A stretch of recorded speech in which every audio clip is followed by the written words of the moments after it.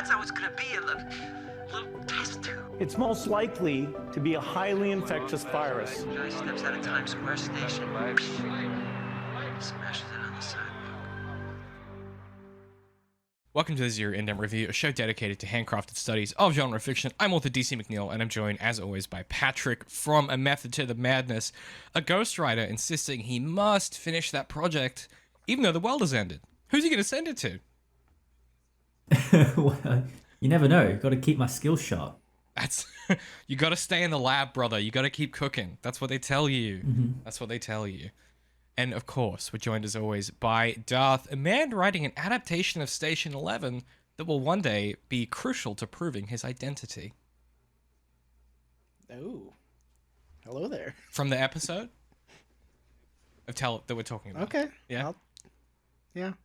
Okay. All right. I'll be a writer. I'll be a writer for you. Yeah. No, I appreciate that. And welcome back, as always, to our continued coverage of the post-apocalypse genre, brought to you by the Zero Indent Patreon subscribers who help make the shows and articles that shape Zero Indent. Today we are talking about Station 11, episodes 7 and 8. We are getting to the pointy end of things, ladies and gentlemen.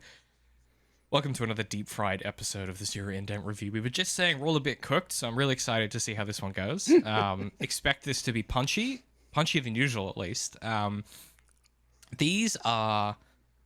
I feel like these two episodes were designed specifically to hurt me personally in like an emotional sense. They're just episodes about children and dads. You know what I mean? Yeah. Some real dad content. And let me tell you, the tears were flowing in these ones, boys. I was emotional.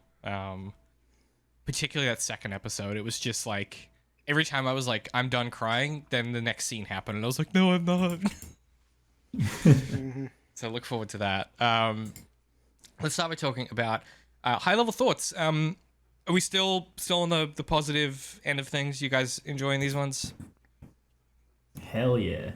Yeah. I thought Pat might. Yeah. I was like, these are big Pat episodes. It's feelings, it's a process, it's procedure. Yeah. For some reason, I think the most compelling storyline to me is the one with young Kirsten and Jeevan and Frank. And I've been waiting for them to go back to that setting. So, see, episode 7 was like fantastic, and it was. They tried to make it more confusing, and with the timeline and stuff like that. They just did everything in their power to like make it unconventional, show the in-between things, and I don't know. Good thing we're doing this podcast so you guys can like process this for me. But man, like I'm just left so confounded as to what I should be feeling and what I should be thinking. And then episode 8, I loved seeing the Clarke and Elizabeth and Miles, all 20 years older. Clarke being a crazy old man is such a vibe. Yeah, I know. He's already given... Like, first scene, I was like, oh, he's a cult leader now. Cool. Cool. That's exactly what I expected. Yeah. Darth, 2 deeply emotional episodes about human connection. You probably had a bet about this, but when I watched the episode 7, I was like, I'm kind of bored. Yep. But that was my first watch through. The second watch through, I didn't feel that. So I'm wondering if just like I wasn't vibing. I wasn't in the mood to be consuming at that point. And maybe I was just watching it because I was like, David's gonna, he's gonna make me feel obligated, so I'm gonna do it. That is sometimes. But the second time I loved it. That is sometimes. Look, I'm never upset to watch something for this show. I'm never like, ugh, I have to watch more TV. What a burden. Like, this is like a privilege to do. Like, this is like a privilege is like a thing that people pay us to do. But sometimes you're right. You're just not in the mood for a particular episode. And that episode 7 is like, you have to be in a particular headspace for it to grab you.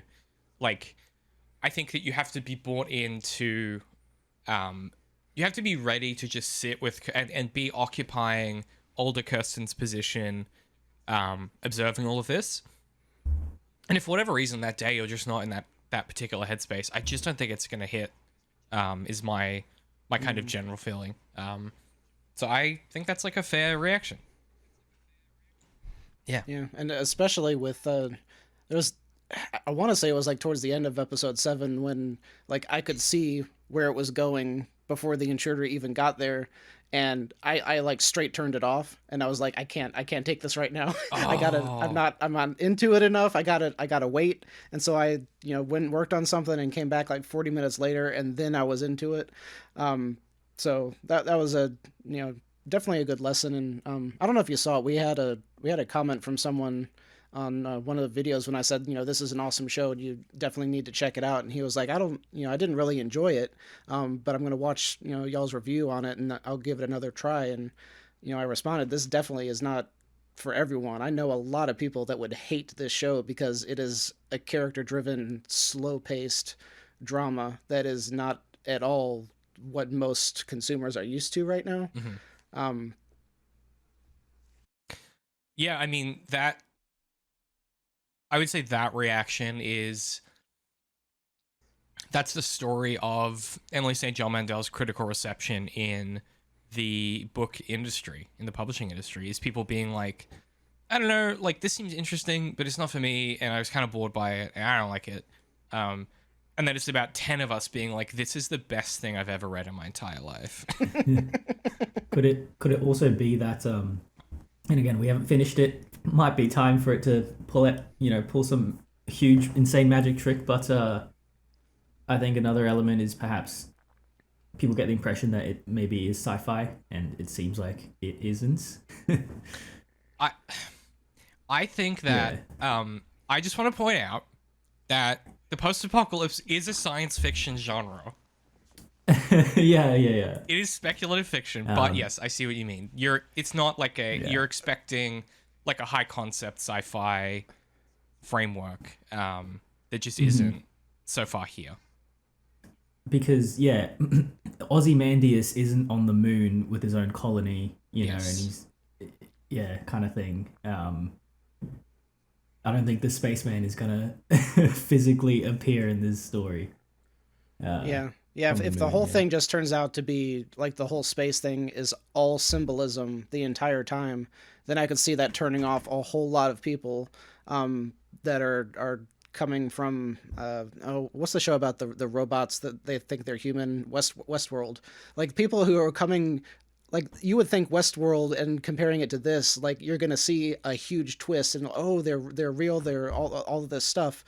But then if that doesn't happen, it just ruins your perception, your perceived perception of what you thought the show was going to be about, So I definitely could see that disappointment.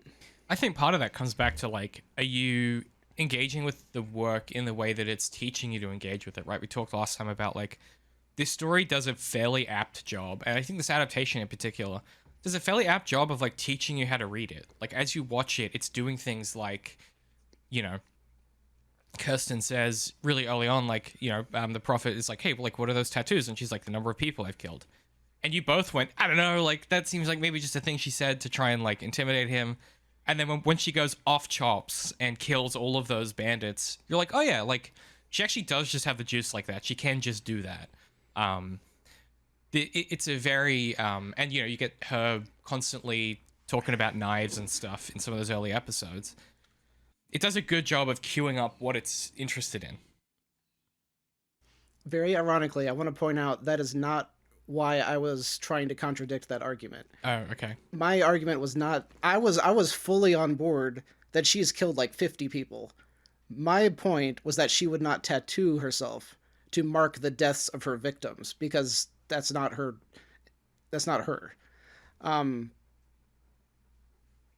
Which I didn't, at the time, I didn't say that, so I could definitely see why you got that impression. Well, I think you were talking more about like this idea that they were somehow related to what makes her special in some way. I'm trying to remember from the edit, but you were sort of talking about like, maybe that's more related to like something that makes her like the chosen one, or like some kind of prophecy or whatever. When we were at the time talking about the sci-fi angle. Yeah, it was because Miranda, I think, like she drew something on a napkin, and I was Yes. like, that's what's on her wrist. That's the tattoo. Correct, yeah. Which turns out she just got from the comic.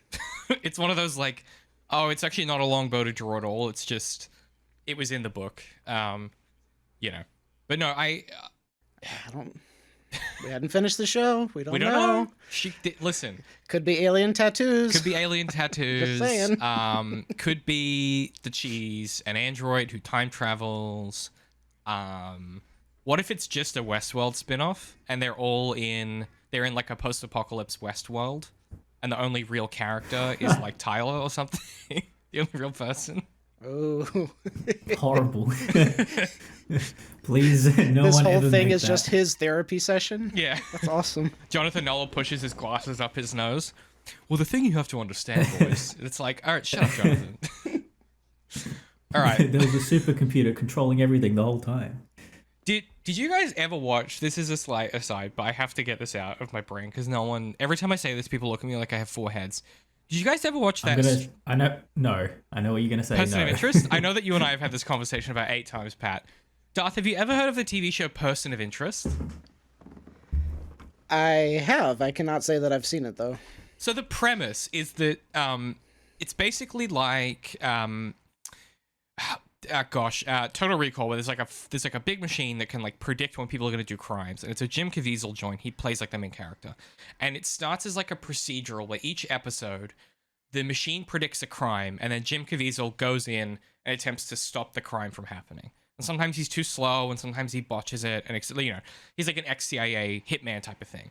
And there's this good guy who's in control of the machine, who's played by Harold Finch, and he's like he dispatches Jim Caviezel to go and do these like preventative measures.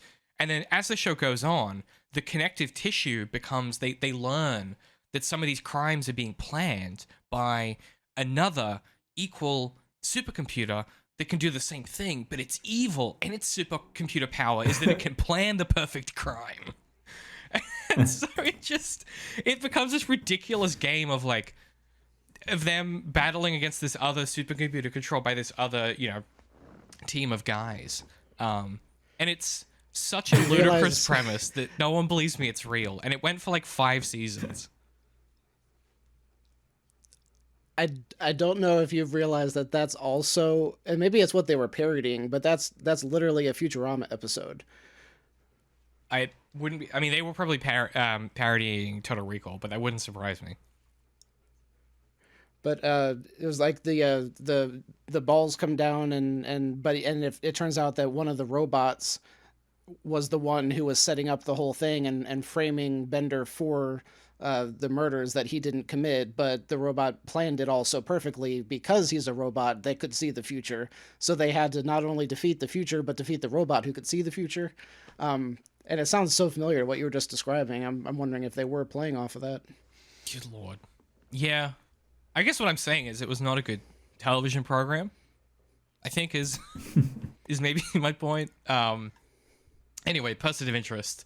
Check it out. It's one of those shows where even just watching a couple clips on YouTube, you'll come away being like, what the fuck were they thinking? So that's my treat to you, dear listener.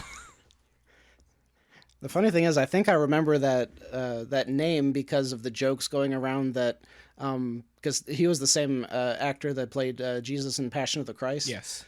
And so, and everyone was like, Jesus is a cop now. Those kind of jokes. Yeah, Jim Caviezel's like a diehard Christian as well. We didn't say that, but he's literally the most radicalized Christian you could possibly be, which made it all the weirder because it wasn't a particularly non-progressive show in a lot of ways, so it was very strange. But I think there was a really good essay I remember at the time where someone basically was sort of I think it was a long bow to draw, but I thought it was an enjoyable essay, sort of thinking about the ways in which this show and the way that these machines can predetermine all of these things very much aligned with the kind of radical Christianity that Caviezel had bought into and still sort of seems to, at least on face value, seems to believe in. This idea of predestination and that there's an autotelic good and an autotelic evil and etc. and so forth. And All you need is a strong white man and etc. Anywho, let's talk about these episodes of TV, shall we? We're starting by talking about episodes. No more stalling. No more stalling. No more. No. Yep, it's time to start crying. It's not stalling. Yeah, it's not stalling. I'm just avoiding talking about my feelings, dude. Is that okay? Can't we just be guys being dudes for a minute before we get sad? Dude, you know what got me the most in episodes? It wasn't actually Frank dying. It was when young Kirsten starts singing A Christmas Carol. Oh my god! And I was just like, oh my gosh, dude, that was so haunting. The look on Jeevan's face so beautiful. when she starts singing, I was like, oh my god, Jeevan. Yeah. I barely held it. Yeah, I barely held it together. I had tears going, but I did these back to back, which was a mistake. Because, buddy, let me tell you, that first episode got me really upset, and the second episode I was like, ooh, plot, and then I was like, no, feelings again. What the fuck? It's like an emotional jump scare. The first Noel, the angels did say, was to certain poor shepherds in fields as they lay, in fields where they lay keeping their sheep on a cold winter's night that was so deep. Noel, Noel, Noel, Noel, born is the King of Israel.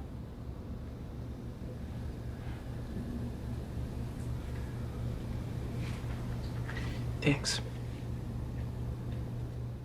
Yeah. Ugh, it's good stuff. All right, let's talk about episode 7, Goodbye My Damaged Home. Directed by Lucy Cherniak and written by Kim Steele. Patrick, when you are ready, could we please hear the summary? Poisoned and dying, Kirsten confronts the trauma of her time with Jeevan and Frank. It's time for My Two Stepdads at the End of the World episode. The trio remain in the apartment one day longer than planned to stage Kirsten's adaptation of Station 11. During the play, a stranger enters the apartment. Frank refuses to leave. The stranger kills Frank and Jeevan kills the stranger. Jeevan and Kirsten leave the apartment, two black spots shifting against the endless pale of snowfall and silence, their home lost, adrift in the strangest galaxy for a long time. Hey, let me tell you guys, nothing happens in this one. That's all that happens, isn't it? Yeah. It's just I was thinking about this the other day. Could you imagine Patrick Somerville being like, yo, episode 7, here's what's up. And everyone was like, yeah, like you're in the writer's room. He's like, so. And like they're breaking the story, they're breaking the story the first couple of weeks in the writer's room. And they're like, episode 7, we're sort of leading up to the climax of the show, penultimate stuff. What do you want to do? What if there was an episode that was just set in one room? Sorry? Patrick? Yeah, what if it was one room? You need to say more than that. Nah, it's one room and it's just about feelings. And like 20% of the shots are like shots that we've already seen, but from a slightly different perspective. Slightly different angle, yeah. Yeah. Man, okay. The setup here is that it's Kirsten remembering the first 100 days, fractured, but kind of chronologically.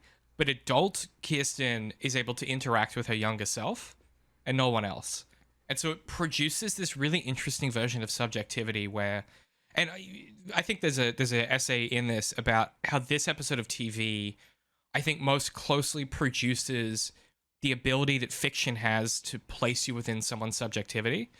In the same way that like fiction and novels in particular, like prose, have the ability to have you understand a world and a situation through a character's perspective, particularly through close third person or first person, where all of the words on the page, if they're from the character's perspective, the words, the phrasing, and the things they notice and don't notice are indelible to that character's perspective, right? If you're writing from the point of view of a child that has XYZ background, they're only going to be able to notice XYZ things. And what I really like about this episode is it takes adult Kirsten and has her remembering these things and adding additional context and additional things that she's supposed or assumed in the time since as an adult that conflate what actually happened with what she remembers happening. And it produces this beautiful effect of you end up being less interested in the specific logistics of what's going on and being like, hey, what happened in the first 100 days? And you become much more focused on these relationships and how these people feel about each other and how they treat each other. And it does a really effective job of placing you in Kirsten's perspective as an adult looking back on her childhood. And I think the way that we all do, and that we embroider certain parts of our childhood and we alter certain parts to fit the narrative of who we are.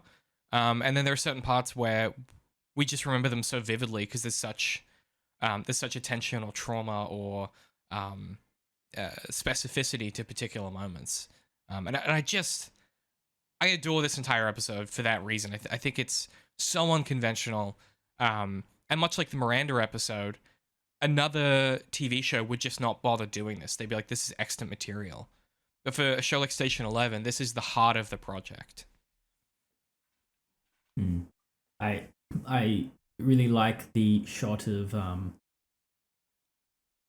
older Kirsten in the side with the room with Frank's body and younger Kirsten on the other side. Because younger Kirsten, obviously, she didn't see Frank's body at all. It's unclear whether she even knew what happened. But obviously the symbolism there is that older Kirsten being in Frank's room is like put it together over the years that, you know, he died and he got stabbed. And yeah, I just thought that was a really like poetic way to like symbolize that. Hey, I mean, this episode's full of stuff. And then finishing that with her like jumping forward in time like 50 years and his body is decayed. It's just the skeleton there. Everything in the room has been grown over with moss and everything. Yeah. And she walks up to his skeleton, and that's the first time that she actually says goodbye to anyone.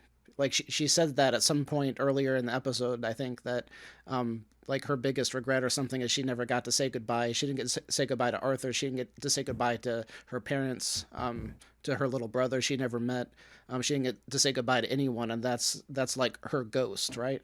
And so this drug-induced flashback gives her the chance to say goodbye to Frank, which is beautiful and sad. And also, I don't know if she remembers it when she wakes up. So there's that. Right. But I think it unlocks something in her because she's able to say goodbye to Sarah in the next episode. You know, I couldn't tell if she actually said it. Did she? I think it's less this is such a me thing to say. I don't think it's literally about whether Okay, yeah, and it's a me thing. Yeah, okay. Yeah, I don't think it's Okay, whether yeah. she actually says goodbye. It's the willingness to accept that this is Sarah's decision and that she's, you know, ready to go. Yeah. I'm with you, because I was sitting there and I was thinking, like, she's supposed to have learned to say goodbye, but she didn't say it, and it never occurred to me, like, she doesn't literally need to say idiot. Yeah. Ding. Kirsten doesn't actually. Yeah. Okay. So, one thing I just want to point out again: the production value on the show is wild. The shot of the impossible floating door in the forest where like adult Kirsten is about to step into the apartment. I was like, yo, this is the door from the Dark Tower. And then I've written in my notes, no one's going to understand this reference. That's just for me. But that's okay. And then she steps in and we get the shot of the power going out for the first time. Like, for, you know, the power goes off forever. And we just get the night sky plastered across the glass walls of the apartment. And goddamn, this show looks good. I don't know what they're doing with this. I don't know how they filmed this apartment. Like, I'm assuming it's just a green screen or a soundstage. I don't know, but like that shot looks so. it doesn't look realistic, and I like that. Like they went for like a kind of painterly look of this galaxy, and it's just this moment of like, you know, especially with this story being focused on the comic Station 11, which is obviously set in space, and when the power goes out, young Kirsten is like, it's a spaceship, and I love the thematic kind of connective tissue of they kind of are on a space station orbiting the city, completely cut off from everyone, waiting to return at some other time when the Earth has been healed. You know, that is kind of what's happening. And I just thought, what an absolute choice to swing for the fences and absolutely knock it out of the park with the opening of the episode, or just how visually arresting it is. And then as you're sort of reeling from this, you have physical Kirsten in the room, basically a ghost into her own life, right? She sort of lingers in some of these frames. And at one point, they do a jump scare with her where you don't realize she's in the room, and then she opens her mouth, and I went, ugh, what the fuck? I feel like they do a couple scary things like that with a with the silhouette in the background. I'm like, whoa. Like, step into the light, please. Yeah. God damn, Kirsten, what are you doing? Yeah, when Jeevan walks out into the hallway and he shines his flashlight back and she's just standing there in the hallway, and it's just a split second, but oh, it's so beautiful. So good. I mean, you could and would put this in conversation with Hamlet, right? Like this is you know, the ghost of Claudius haunting the events prior and all that stuff. That's in there too, I think. I don't want to do that reading because I'm tired, but it's there. But part of me wants to have seen her like try to haunt, and then she's like, "Oh, I can't actually. I can't do it. I'm not a real ghost." Jeevan. Yeah. But no, talking about the we're talking about the cameras, and I had been wondering if this was shot on film because a bunch of this I had watched like really close to the screen, and it had that film grain that you don't see in a lot of high def filmed productions. Mm-hmm. And I also wondered if because stuff that's shot on film tends to look more realistic, and I wonder if that also plays into why this show just looks so good. Yeah, I don't know. And then the other thought I had while you were talking is the symbolism of his apartment is facing east, and it very much could have been facing west, meaning that every time that they see the sun, it's a sunrise, meaning hope and inspiration and all that kind of stuff, versus it could have easily had been the opposite and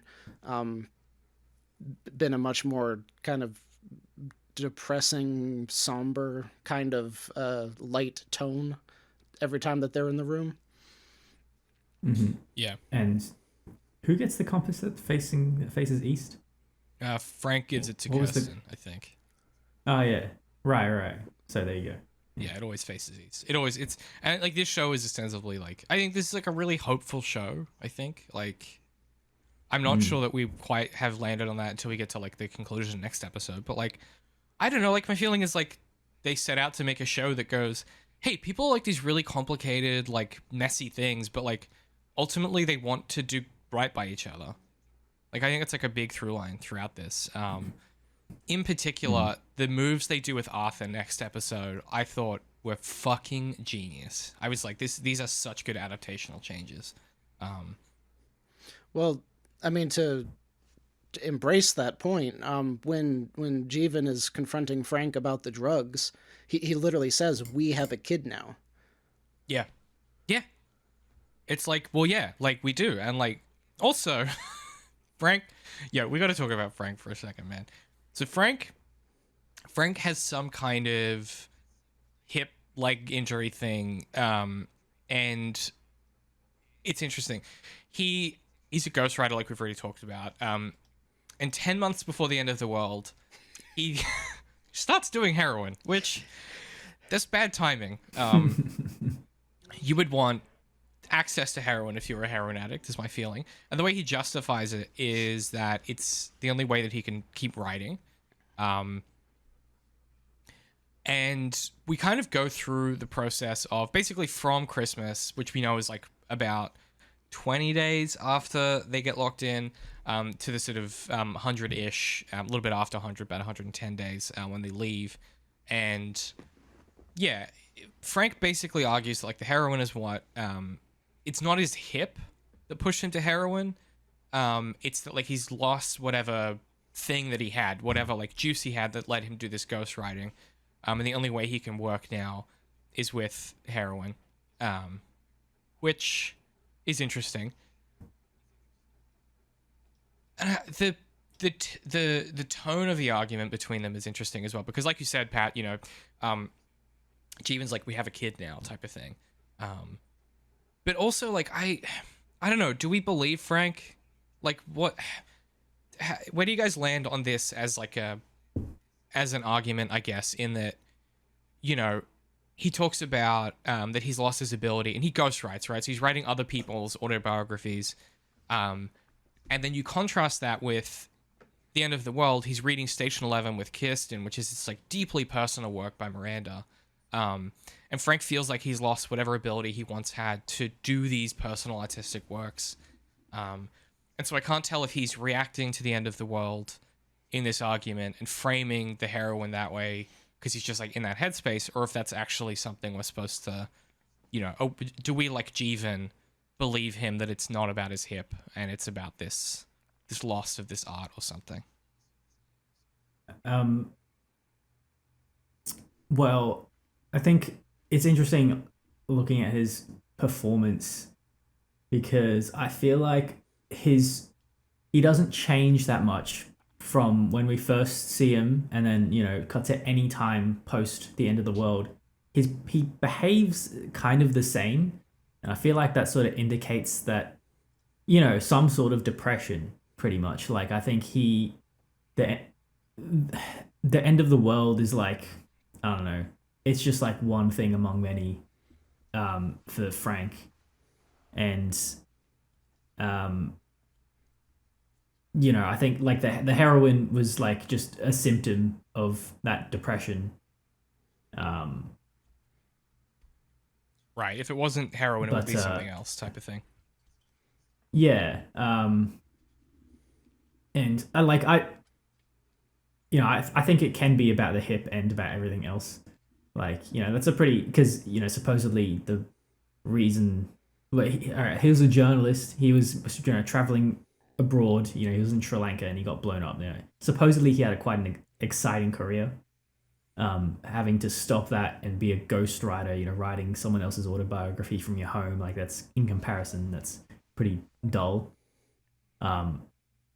Yeah, I think, you know, I it would be crazy to think that that wasn't an element, but, you know, just every other thing as well, you know, life things, I think, would probably contribute to that sort of mindset. Yeah. Mm-hmm. It's also a pretty BS excuse, though, that he could have still been a journalist. Like, it was definitely, like you said, like he had that trauma and he had, like, a mental block that was telling him he couldn't do this thing anymore. He could have been fully in a wheelchair and still have been a journalist. You know, he was able to walk. He could have still gone out in interviews. It wouldn't have been the same. It wouldn't have been the same as what he had, but that doesn't mean that he couldn't still have done it. Which is one of the best pieces of advice that I got when I was seeing a therapist. When you're, you know, talking about what you have lost and you're mourning what you have lost, it is so much more healthier if you focus on what you are still able to do. You know, maybe you can't play tennis for 4 hours at a pro level anymore, but you could still play for 30 minutes. Like, focus on what you still have. And he wasn't still focusing on the fact that he could write. He was like, I got blown up. I lost everything. I can't be a journalist anymore. And I also saw the drugs as a coping mechanism and as a way of dealing with that trauma. And it's weird that he, like, throws them away when he knows his brother is coming, which does that mean that his brother hasn't visited him in the past 10 months? And, like, that's all it took, was just, like, a family member visiting him to bring him out of the depression enough to throw the drugs away. You know, there's a lot to kind of unpack there. And I thought, like, is he dealing drugs? Like, is that why he's such a recluse? But no, Ah, he's taking them. interesting.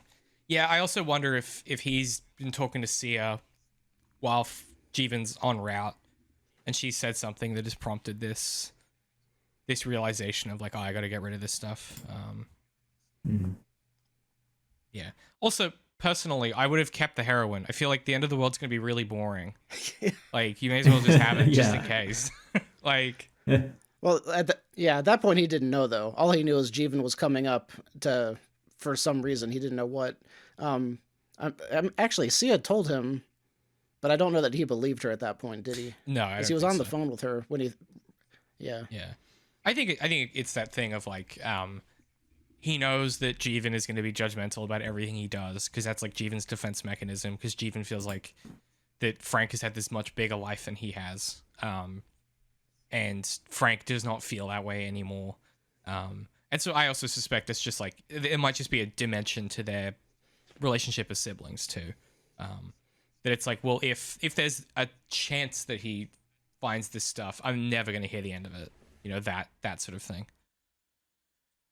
And he's also of the firm belief that this is going to go away in a couple days, initially at least. And so he's like, well, I can just go and get more heroin. Like, it's fine. Type of thing. Turns out Frank cannot just go and get more heroin. Uh-oh. Well, I'm sure, I'm sure that would be a commodity of value in the Oh, post-apocalypse. dude, opiates? Yeah, man. That's the first thing I'm growing. Never mind vegetables and fruit and shit. I'm going straight to the opiates.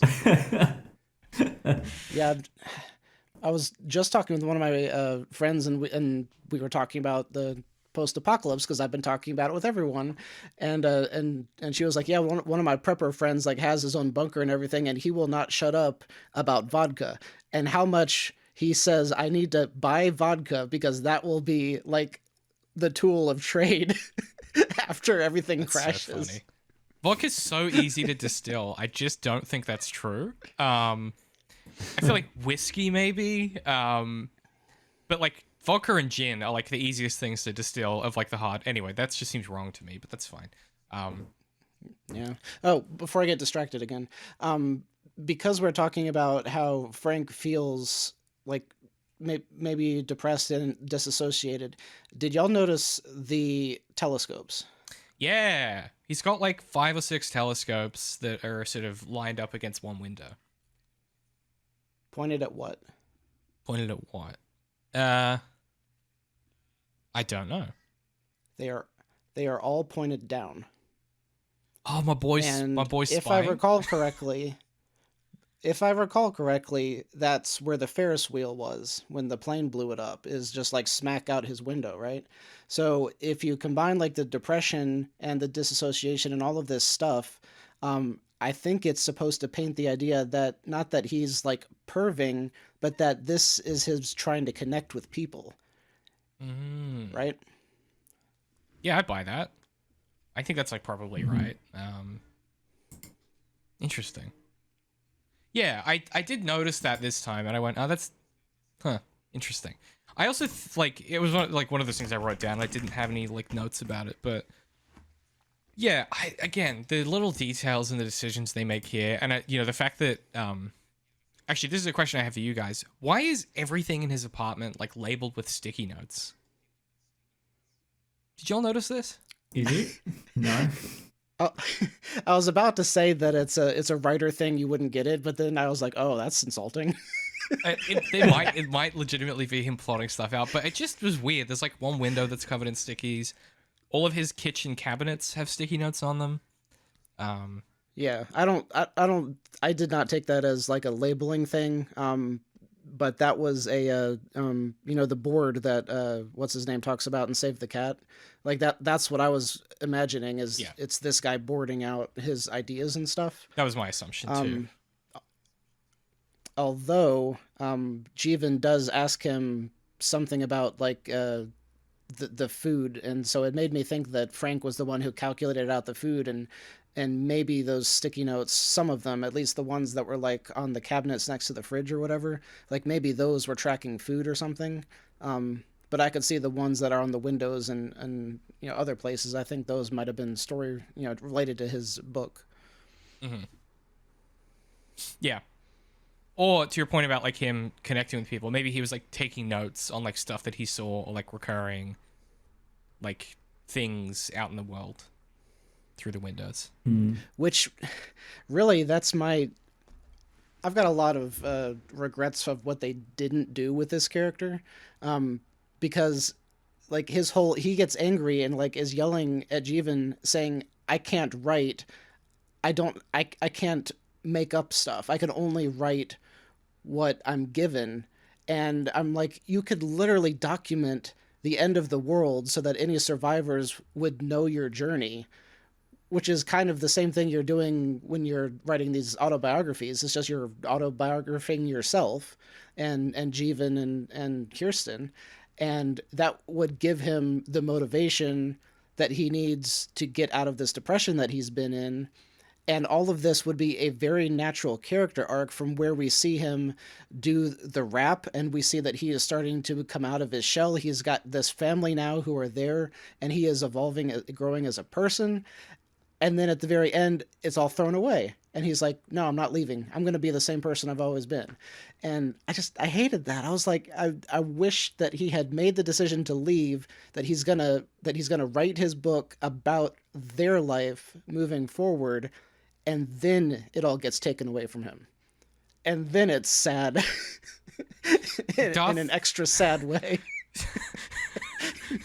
Once again, the Patrick maneuver, what if we made it more tragic? Well, yeah, well, I like the fact that he doesn't change, that he's stubborn till the end, and yeah, he can't get over like his mental blockers.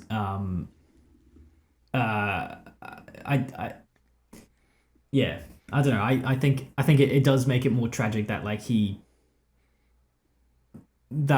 even if he wasn't going to get killed, he was still in like a really sort of desperate place.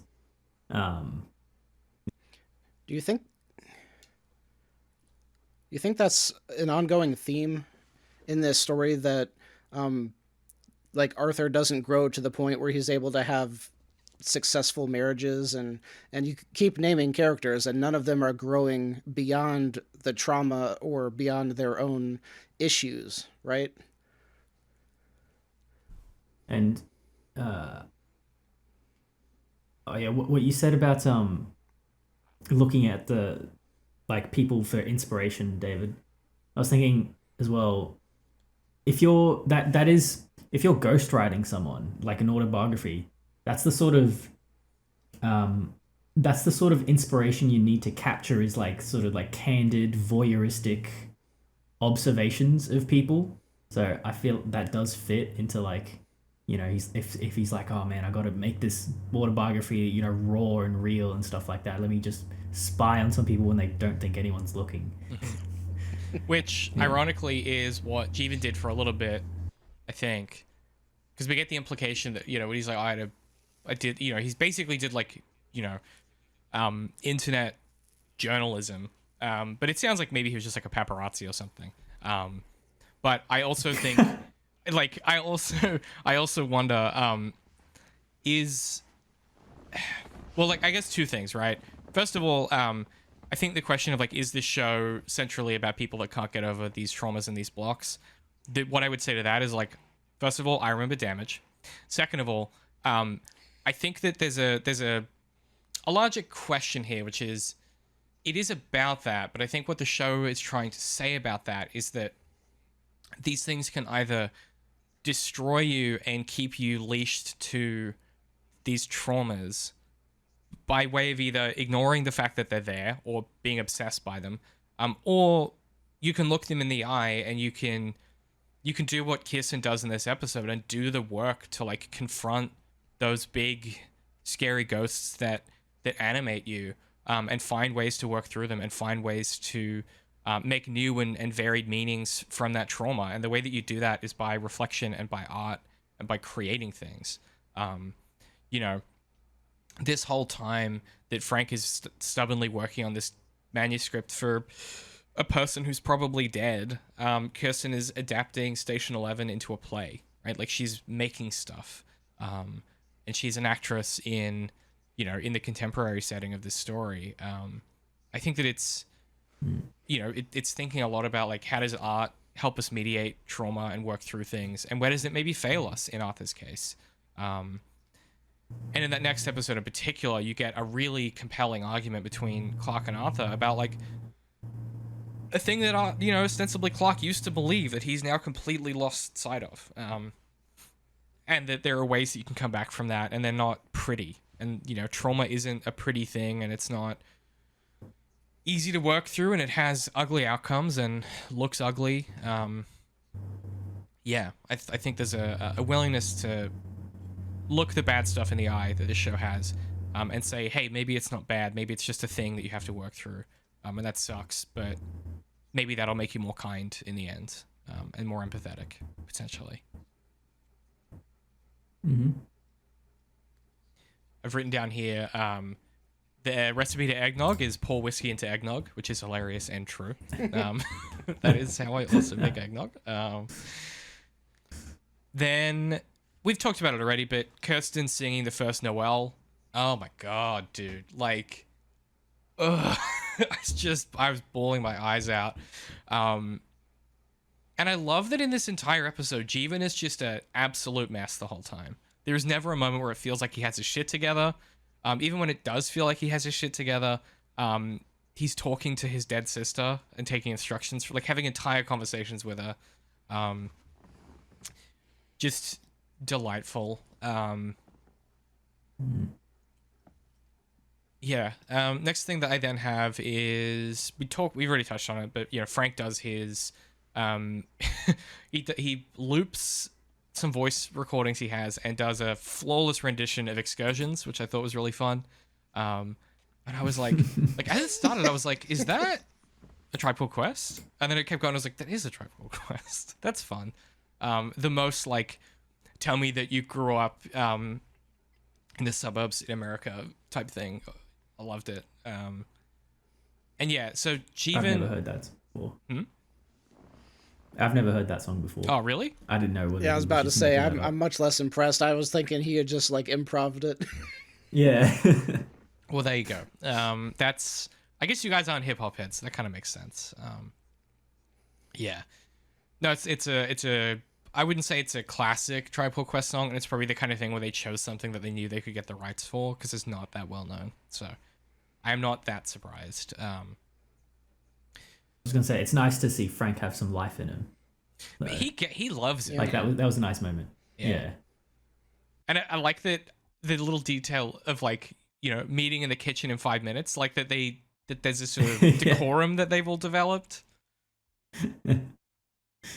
Yeah. Well, I think part of that was he hadn't finished the cut yet, and he didn't want Jeevan setting the other room on fire until he had time to to talk him out of it. Because Jeevan was like, "I'm going to start a fire in this room," and he's like, "Can we 10 minutes? Let's talk about it. 10 minutes." Yeah. What if there was a plan B? But one of my favorite lines, maybe so far in the entire show, was right before that when Kirsten comes in and says, "Can you be in my play?" And absolute straight faced, he goes, "Huh? Who else is going to be in it?"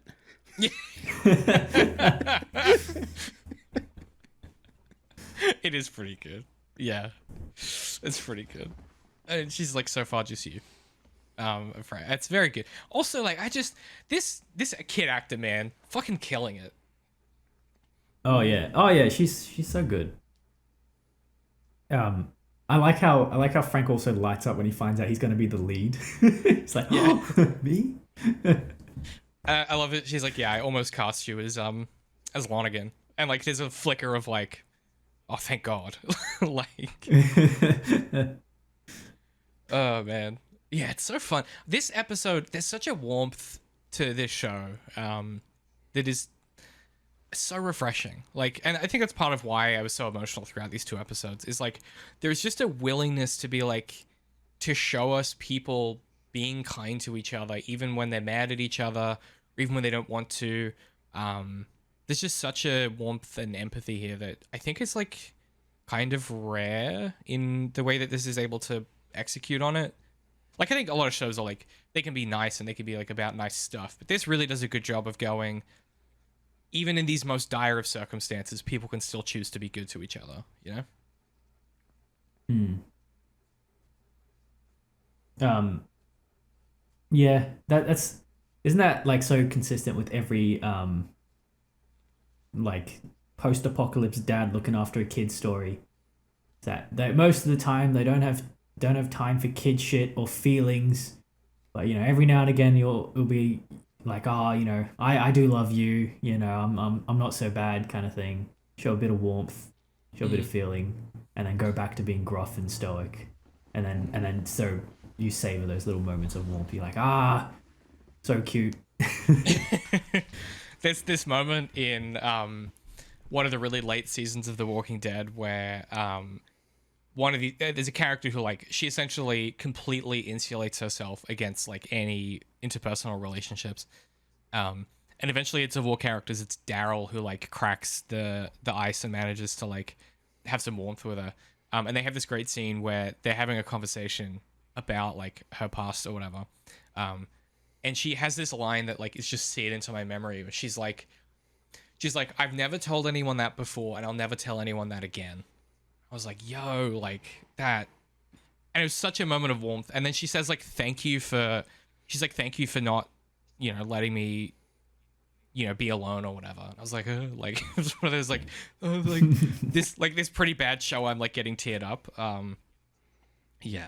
I think that's just like the post-apocalypse is such a unique setting, that can produce such freighted circumstance that any kindness feels spurious. And so when it is produced and when you do see it and it feels authentic, I think it feels amplified by, you know, the fraughtness of that setting. It's like at the end of Rogue One, spoilers for the end of Rogue One if you haven't already seen it, where they go to the beach and they're just hugging each other and they're crying and you're crying and everyone's crying, because it's like these moments of like radical empathy are so beautiful. Like, there's something about the human experience that lets people, even when they're in such dire circumstance, choose to like be good, and choose to be kind. And we talked about that with like Miranda. Like, the last thing she does with the schmuck from the parent company is she hugs him, and you know, they say goodbye. And it's like, I just think the show is like so interested in it. It doesn't do the thing so many shows do, where characters will have an argument and then it'll cut away and it's left unresolved. So many of the arguments in this show, the moment where the scene would end in any other show, it keeps going and the characters try and figure it out. And they keep talking to each other and they deal with each other because they're, you know, the next episode in particular, the Clarke and Arthur stuff, I kept thinking they were going to cut multiple times throughout those sequences and they just refused to. They're like, no, this scene is still happening. You know, they actually did figure it out and they did talk to each other and they didn't just leave angry.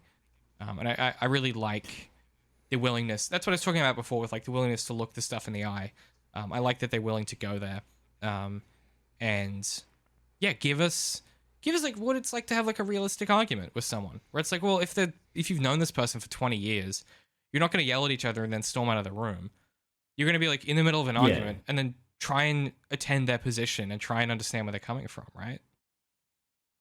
Yeah, it's like it's uninteresting if you just leave on some negative value. Like, you want to complicate it and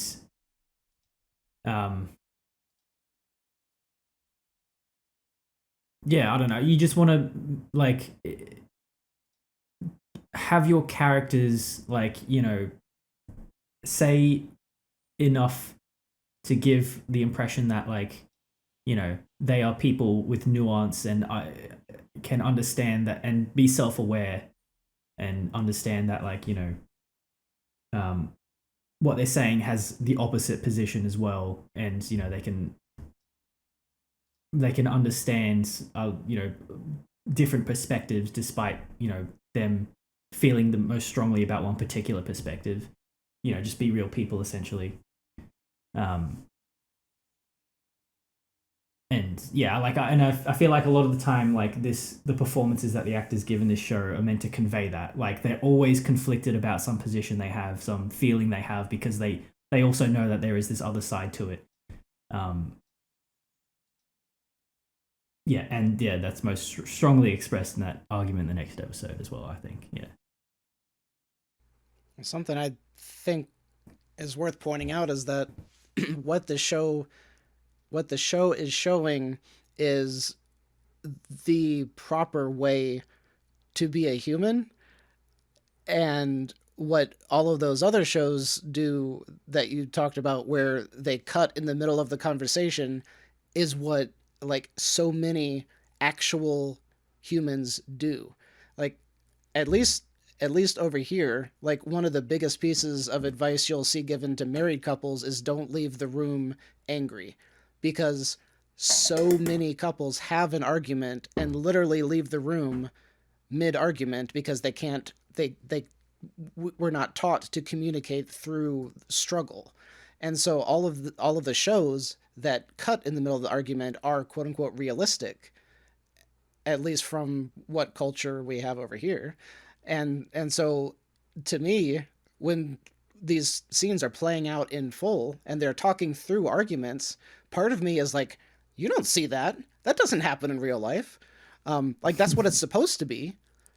That's what we should strive for, but that's not what you see a whole lot of the time. Yeah. I mean, it can be really hard to get to a place where that's possible.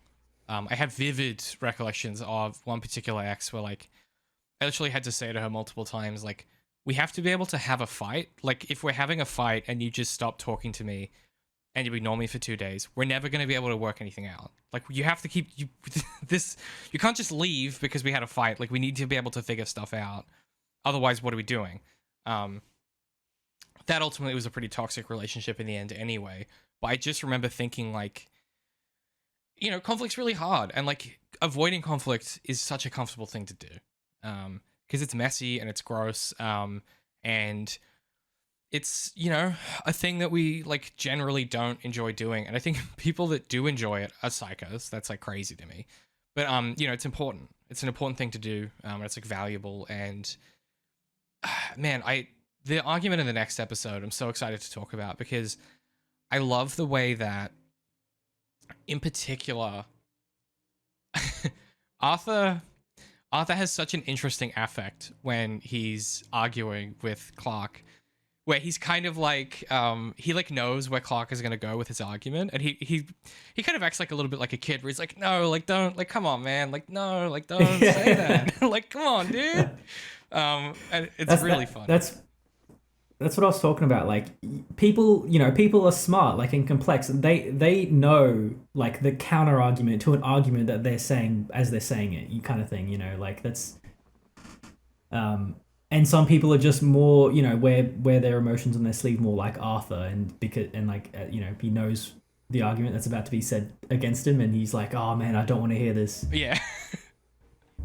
Oh, it's so good. I love that actor.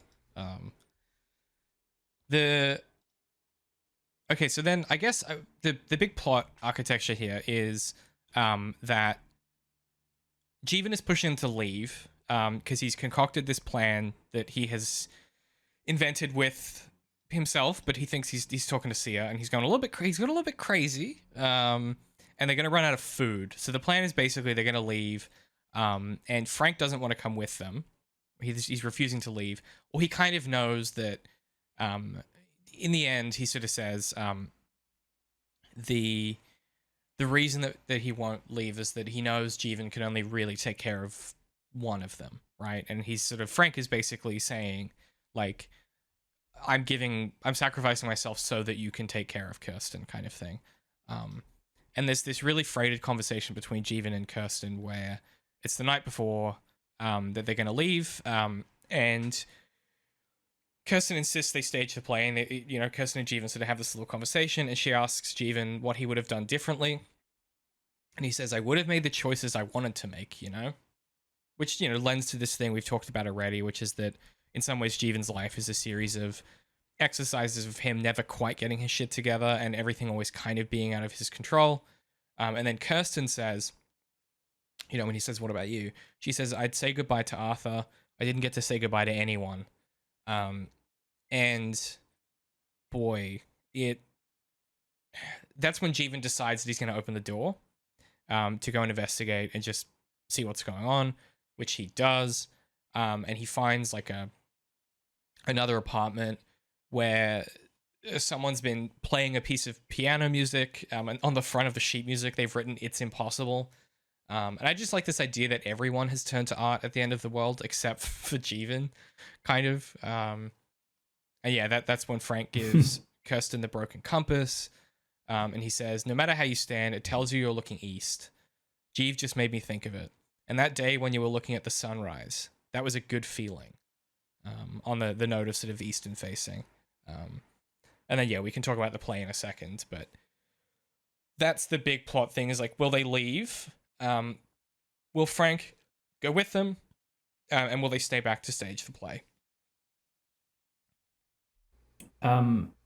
So the other apartment, so like implying someone was in there surviving like them in that other apartment, right? Yeah. And then what? Like we don't know why the window was broken. And are they up on like, like the 30th floor of a building still? I think so. I think Jeevan goes to like another apartment on that floor is the implication. Yeah. Not super clear though. You'd think it'd be a bit more windy. Maybe not. Listen, Pat, you can only get so many fans in a recording Yeah. stage, all right? We had a fan budget, okay? Yeah.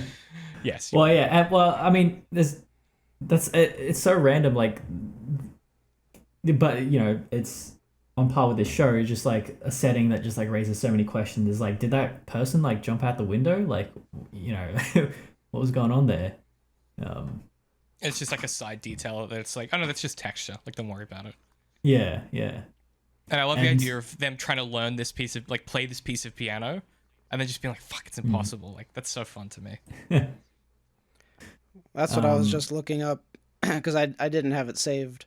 But La Campanella means little bell in Italian, and I'm pretty sure it is the song that is playing in the episode.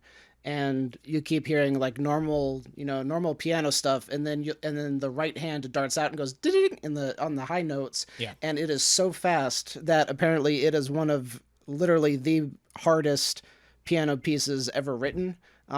Is what the review says. And so that's like kind of like a musical joke that they wrote that on top of the music in the show.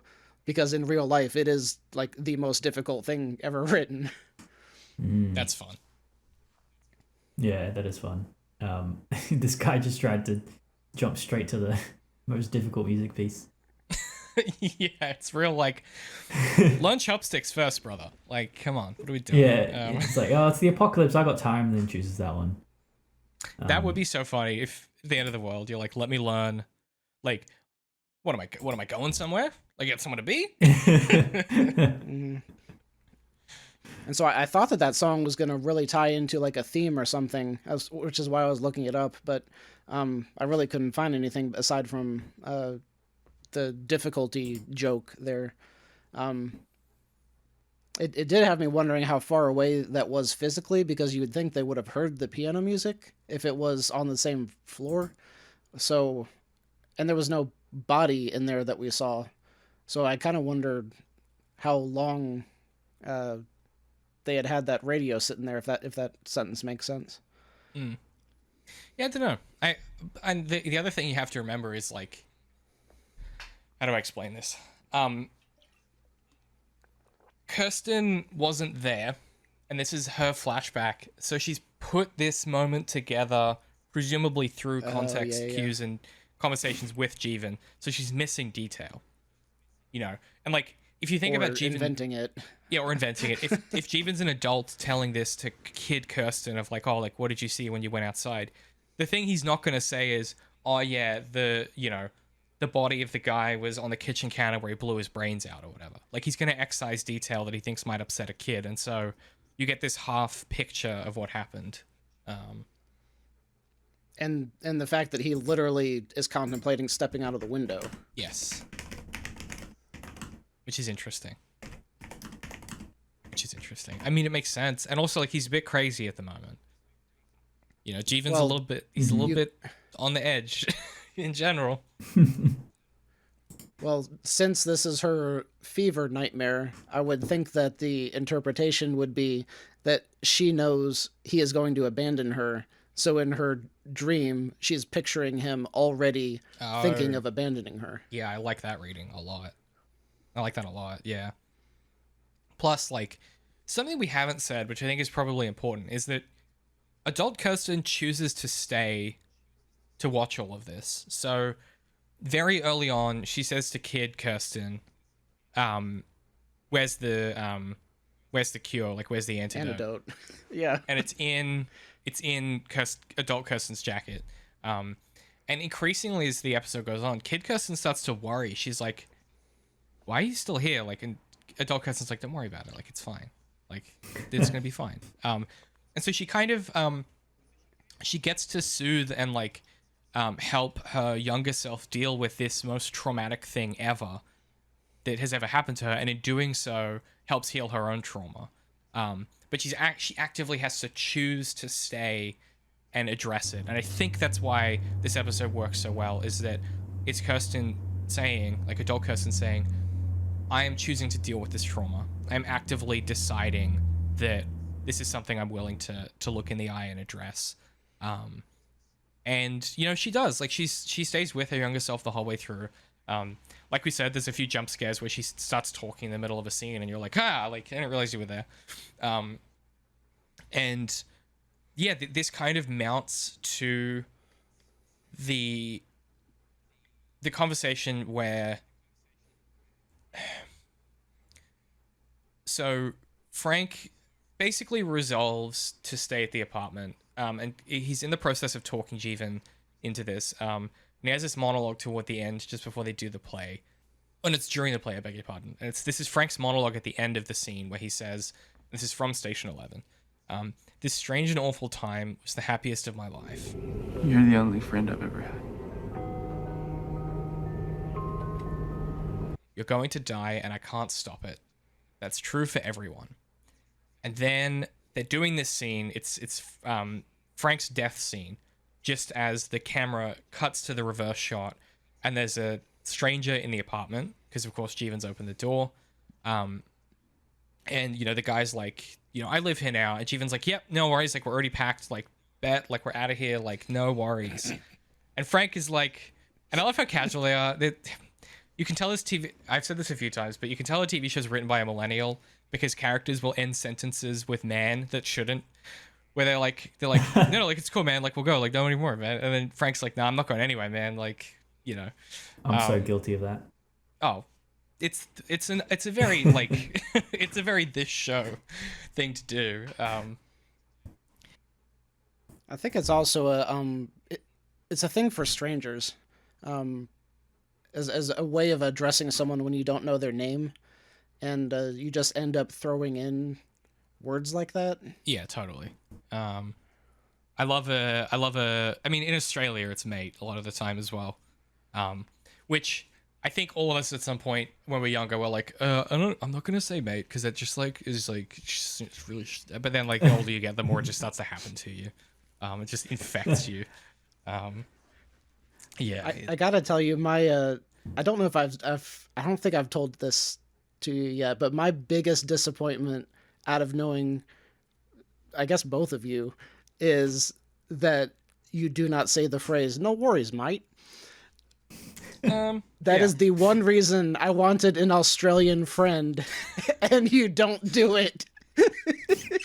Yeah. Instead, we just curse a lot. I don't know. Well, mate is like usually for strangers, right? Like that's I'd be like, oh, thanks, mate. Like, you know, if I'm getting a pint or something. That's what I say to the guy at the servo. Like after I go, thanks, mate. Yeah. Exactly. Yeah. If there's an adult male that you're trying to fit in and make them think that you're normal, it's a mate. You'll throw a mate out there. That's, you know, and they go, oh, that's a normal guy. I love that. Yeah. No crackhead here. No serial killer here. No serial killer. I'm not weird. I'm normal. Yeah. I'm a normal heterosexual male. That is truly what the mate is. That's the mate coding. But yeah, so we get this big climactic moment, and there's a confrontation where Frank refuses to leave. The guy stabs him.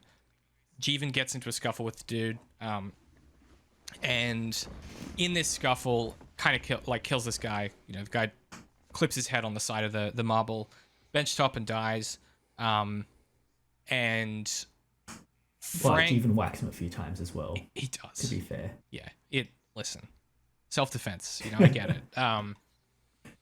And I also love how they're wearing so many layers that they're moving like their whole torso, like Batman. Yes. Yeah. It's real like Batman Begins. Yeah. Turn your whole head. Like. Yeah, Frank dies in Jeevan's arms, and as this is happening, Jeevan is calling out for Sia, which I was like, God damn. Oh yeah, that's devastating. And yeah, a little bit later, like it seems like, you know, maybe like a couple minutes or an hour later or whatever, we get the scene you guys have already alighted, which is adult Kirsten sitting on, because Frank's like, you know, I want to, you know, I want to lie down on my bed type of thing. So Jeevan puts him in bed after he's died, and then yeah, you get adult Kirsten on one side of the door, and young Kirsten asking him, saying through the door, like, hey, please come with us, like, you know, why won't you come with us? And then Kirsten's like, it's okay, like it's fine, everything's gonna be fine, like he doesn't, you know. And I just like, I didn't even write down the dialogue because I was just crying. I'm so moved by this moment. Because adult Kirsten basically says to her younger self, like, he doesn't come with you, and that's okay. Like, it's fine. This is just what happens. He doesn't come with you.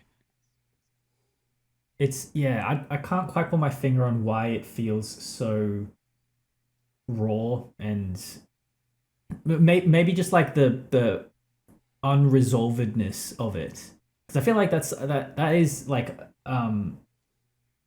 a lot of the trauma in my life is stuff like that, stuff that's left on an unfinished note kind of thing. And I feel like this is like, yeah, the fact that like Jeevan hides this from Kirsten at this moment is like just another layer of messiness. It's kind of fucked up, but understandable at the same time. And yeah, the fact that she thinks like, the fact that she might think that Frank is mad at her or something like that is also devastating, you know. Yeah. Well, the bit of dialogue that's the most powerful there is when older is talking to younger, and she says, "This isn't your fault. This is just what happened. You didn't cause this. It's just what happened." And which is fascinating because she is telling herself that. So you know that she has spent the past 15 whatever years thinking to herself, did I get Frank killed? Even though she may not know exactly what happened, she probably figured it out at some point. You know, dude rushes him with a knife and then she never sees him again. You know, she probably figures it out, and then she's like, did my play kill him? Because when she starts talking to her younger self, she's like, don't do the play, you're one day too late. So it's like she knew it going in, right? And then she's telling her younger self, you didn't do this. It's just, this is life, right? And which is a really powerful message to get across, that even though you technically caused the thing to happen in a way, it's not your fault that it happened. That's just the way that life played out. And something even more devastating, like if you think about it, is that she might have gotten that impression that it's her fault from Jeevan as well, like once or twice in the cabin. Yeah. That's not healthy. No, and like he kind of blames her for everything. Like, you know, when he leaves, he says like, I haven't made a single decision since I met you. And like that's just like true, because like the correct decision is always to do the thing that's right for Kirsten. You know, he sacrifices his brother for her because it's the right thing to do. That's, like you know. That's still him making a decision, though. I don't really agree with that. I'm not saying he's right. that I'm just reading saying. that- I'm just saying Yeah, that's his view, which is why he Yeah. leaves. You know. A question that I wanted to ask you guys is,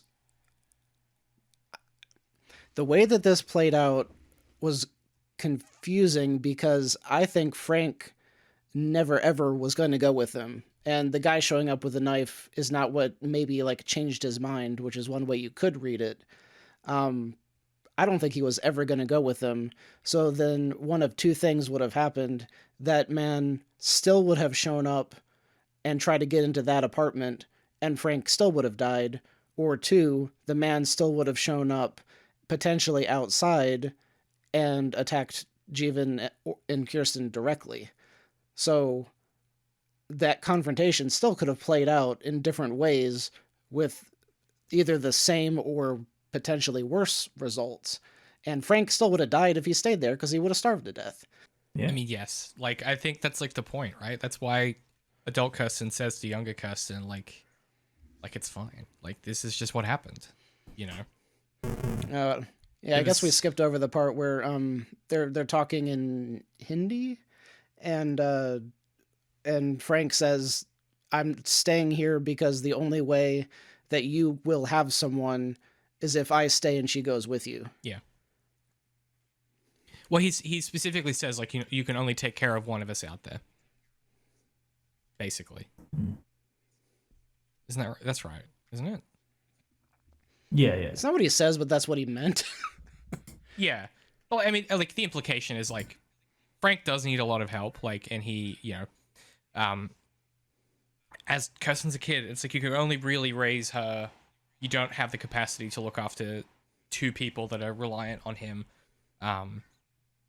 And, you know, I also think that, like, Frank just doesn't have it in him to put up the fight necessary to do the thing. Like, he you know, like you said, Pat, like, there's this depression and this kind of ennui that he's trapped in, and the end of the world is just yet another thing in that ennui. And he's sort of, you know, he's at a point in his life where he's like, well, what's the point of living? And yeah, I think you're right. This confrontation is potentially inevitable regardless of what happens, and he's resolved not to leave anyway. So it's just this kind of added tragedy that complicates Kirsten's feelings about it. Yeah, I mean, the lack of self-preservation, like when he's like, you know, says to the guy with the knife, "I'm not leaving," like, it's an indicator that he's sort of done, you know, he's the depression has gotten to him and he's not necessarily suicidal, but, you know, that unique thing in when you have severe depression of, like, you don't care if you live or die kind of thing. Yeah. Yeah, it's an apathy as opposed to a particular feeling one way or the other. Well, you could also read it as, because he just in the whatever previous scene, he told him that he's not going to go with him because it's either he lives or Kirsten lives. It can't be both. And so him directly confronting the aggressor could be his way of just like, this is my out. Like, this is what will get me killed, and this is what will let Kirsten live. I think that's probably, it could also be that, yeah, for sure. I think in the book he might just straight up kill himself. I don't remember. Like, I remember watching this being like, this might be new material. That's less interesting. Yeah. Yeah, I don't remember. Yeah, I'm not sure. And as a interjection of Survival 101, if you get stabbed, don't pull the knife out. Yeah, I was that's thinking when you about die. that. Yeah, I was like, that's the one thing they tell you not to do. I like how Jeevan says that as well. It's like, I don't think you were meant to pull that out. I don't remember what, it was not funny, but it was hilarious when yeah, something about the Frank way is bleeding. Yeah, he's like, there's too much liquid or something. I don't remember what he says, but the line was like so funny, but he's like panicking. Jeevan, I felt terrible for laughing. Jeevan has some weird interest in like medical stuff, right? Like, he notices Arthur's heart attack. He knows not to pull the knife out. I don't know what's going on with this guy. You know? he's like really, competently keeping his distance from the sick people and stuff. Right. Like, Yeah. yeah, there's something about him. Yeah. Yeah. Has he just watched like a lot of Scrubs or something? Yeah. Yeah. There's a lot of medical dramas. Yeah. Yeah. Big into House MD. Like. Yeah. It's also kind of fucked up that Kirsten takes the knife. Don't you think? That like killed Frank.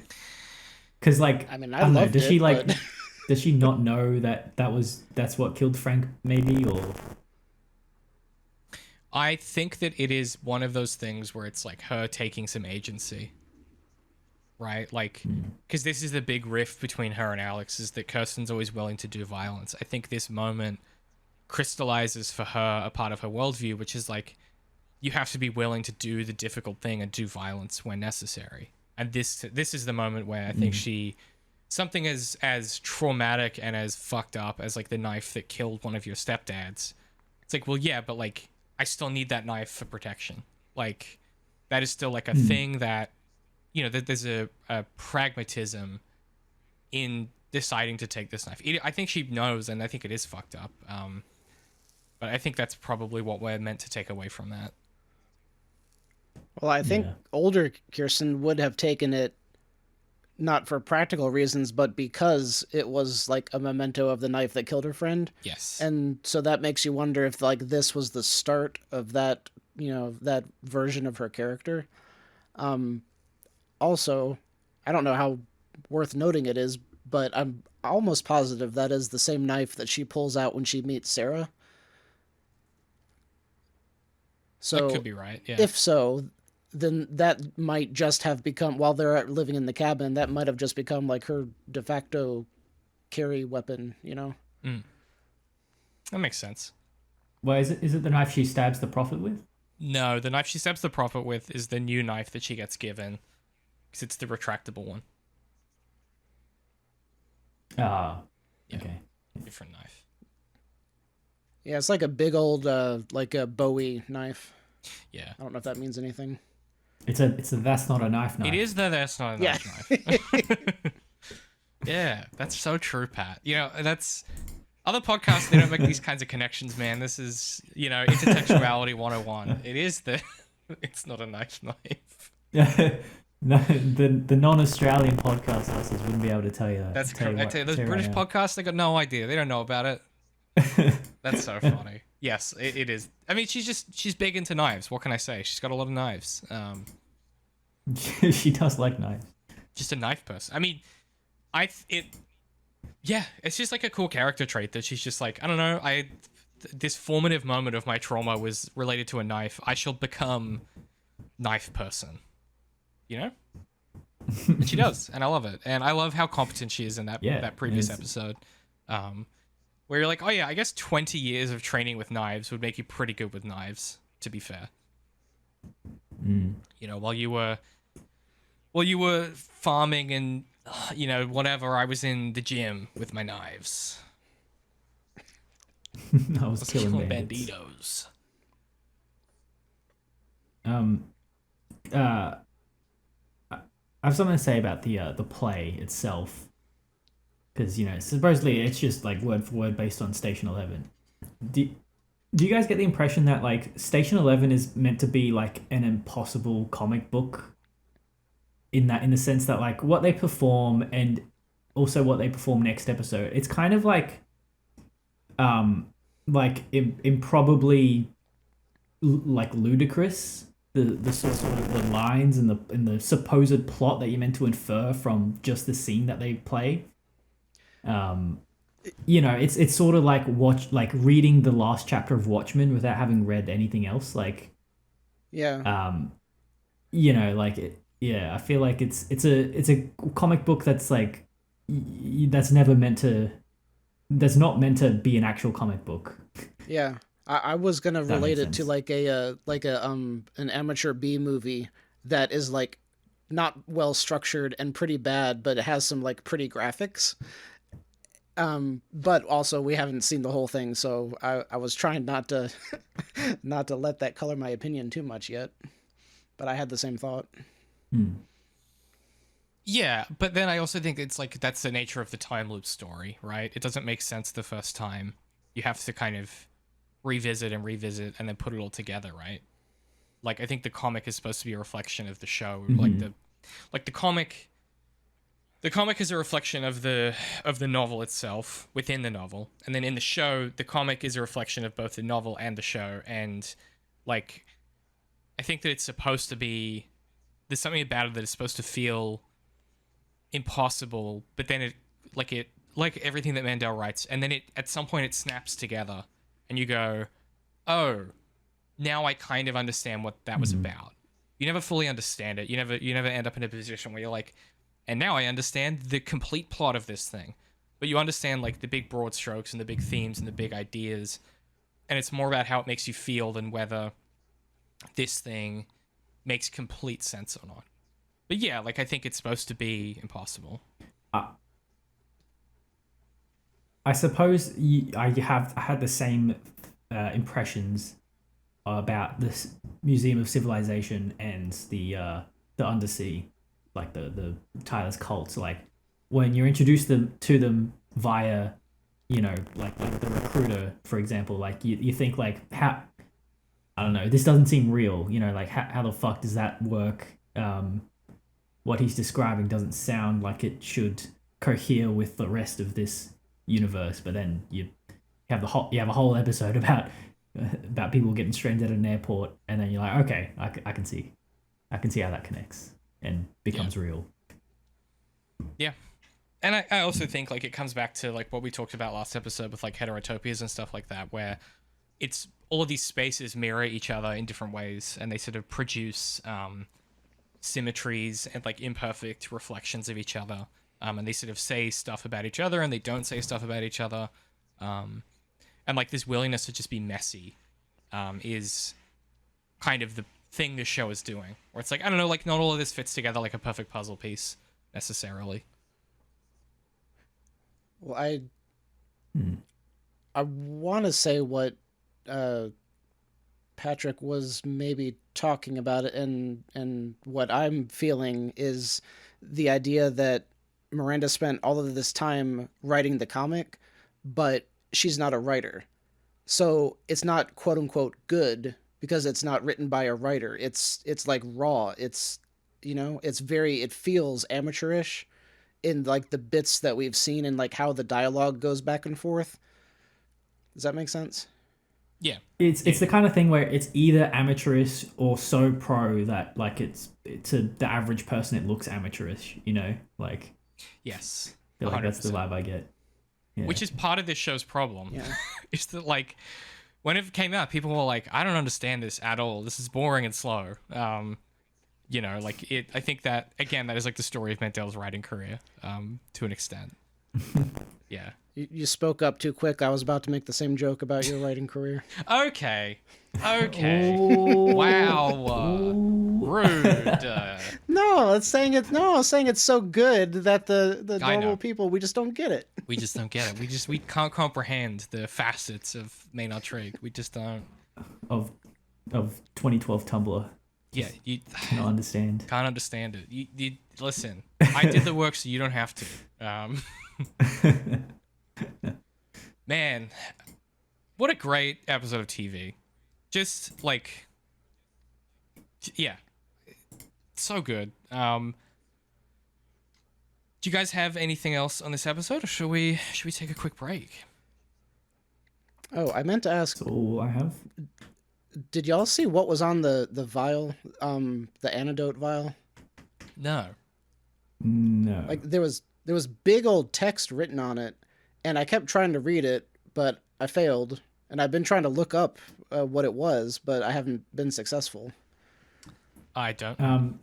Could it have been the name of the virus that Tyler says it is? Cocoa 1 or something? Could be. Possible. Or not, it wasn't a virus, it was a whatever. Yeah. A potion.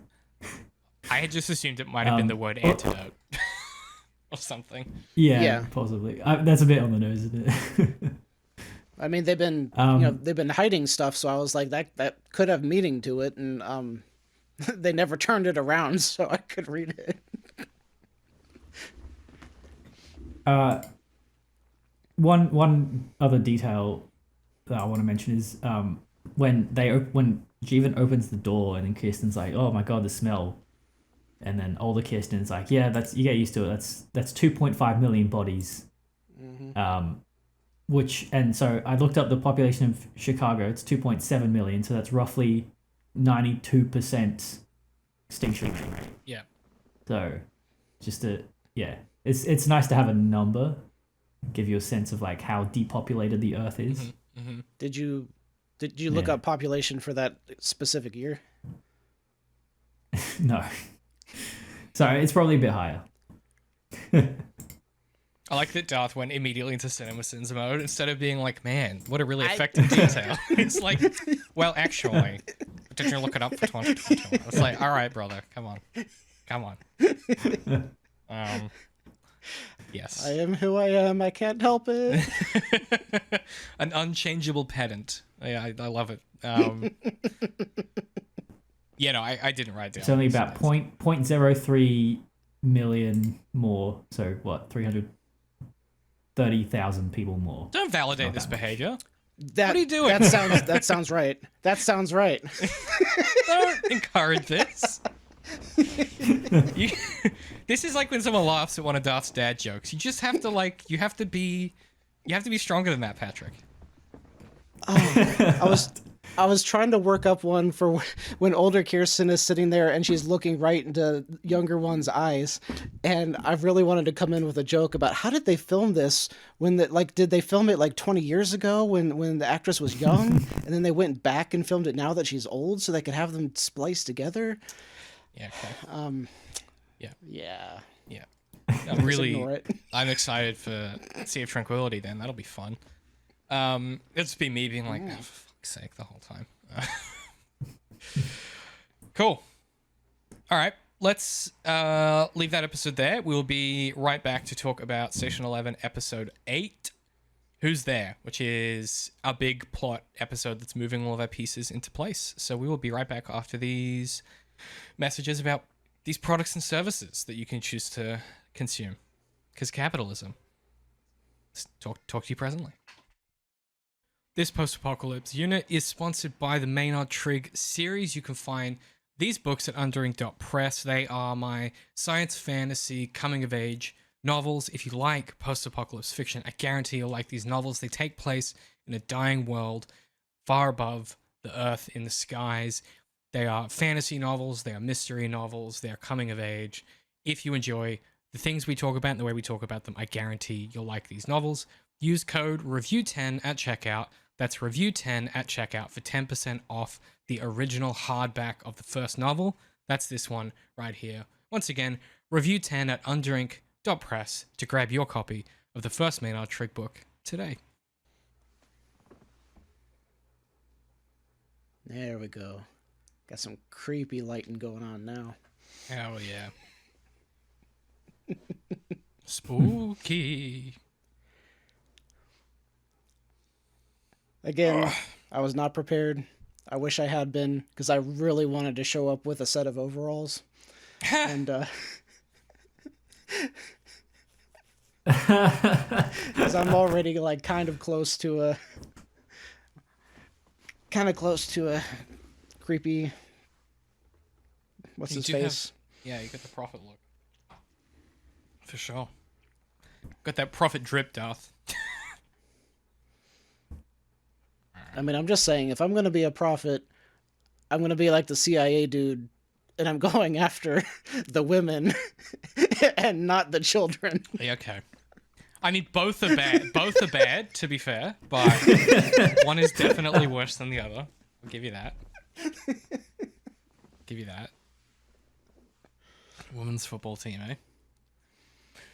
Oh, I didn't even. I don't know if this is worth anything, but the goalie is the one that we saw at that first episode when the airport gets shut down, and the woman asks her to change the TV channel, and she curses her out, and she's like, "This is my TV. You go away. I'm doing what I want." And that's the goalie that stays. I don't know what that means, but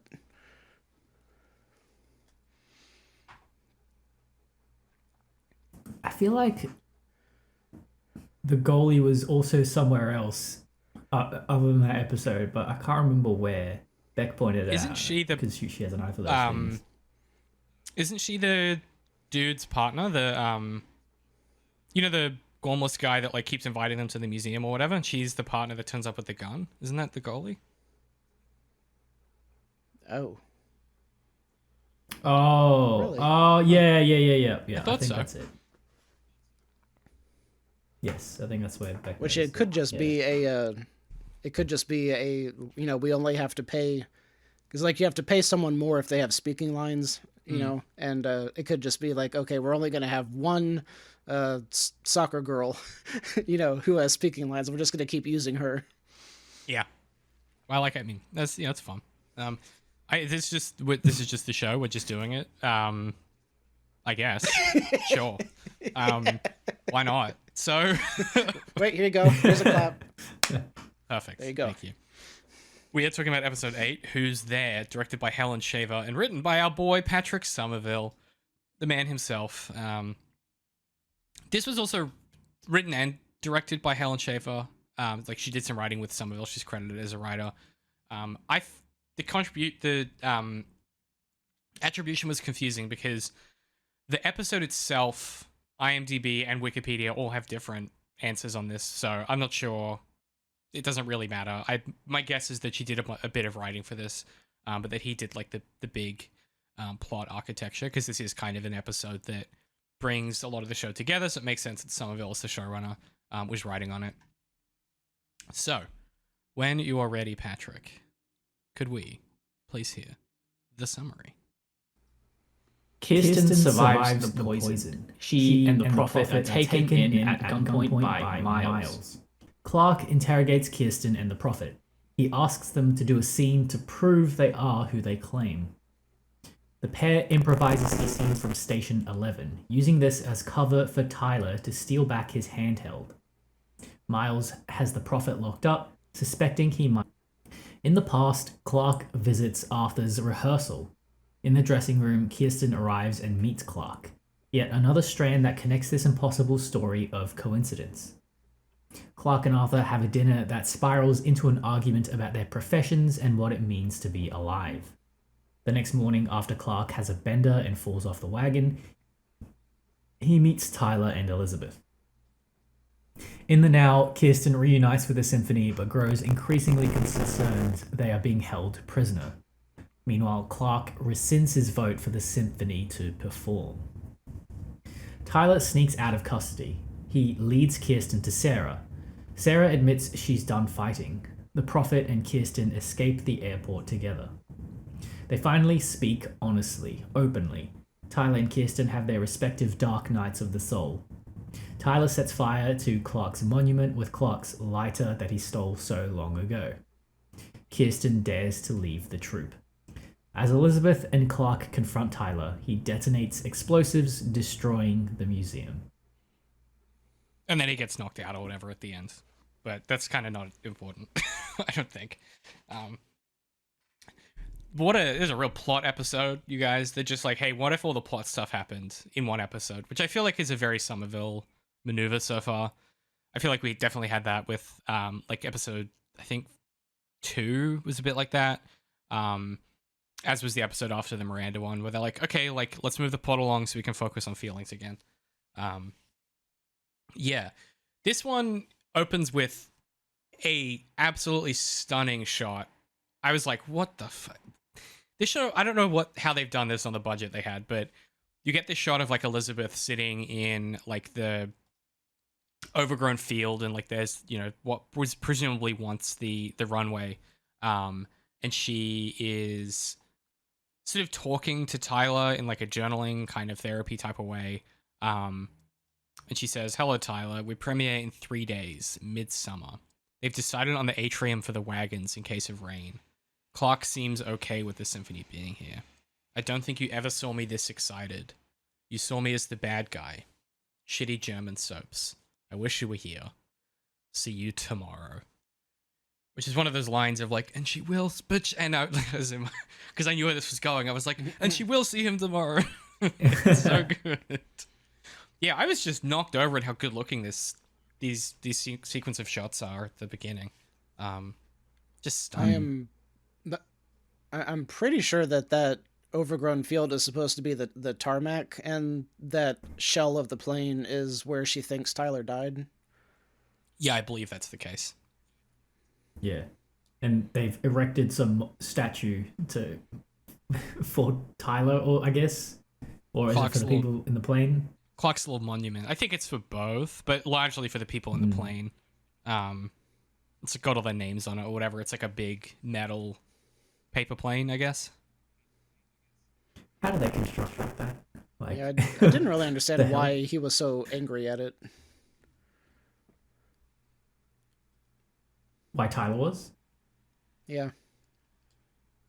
Because he says at the end because he was the one that cared about the people in the plane, and then Clarke has co-opted that compassion from Tyler and made it seem as if he was the one who cared about the people on the plane, like to the survivors at the museum. So just like it's another lie basically that Clarke used to make people love him, to seem like a leader. Yeah.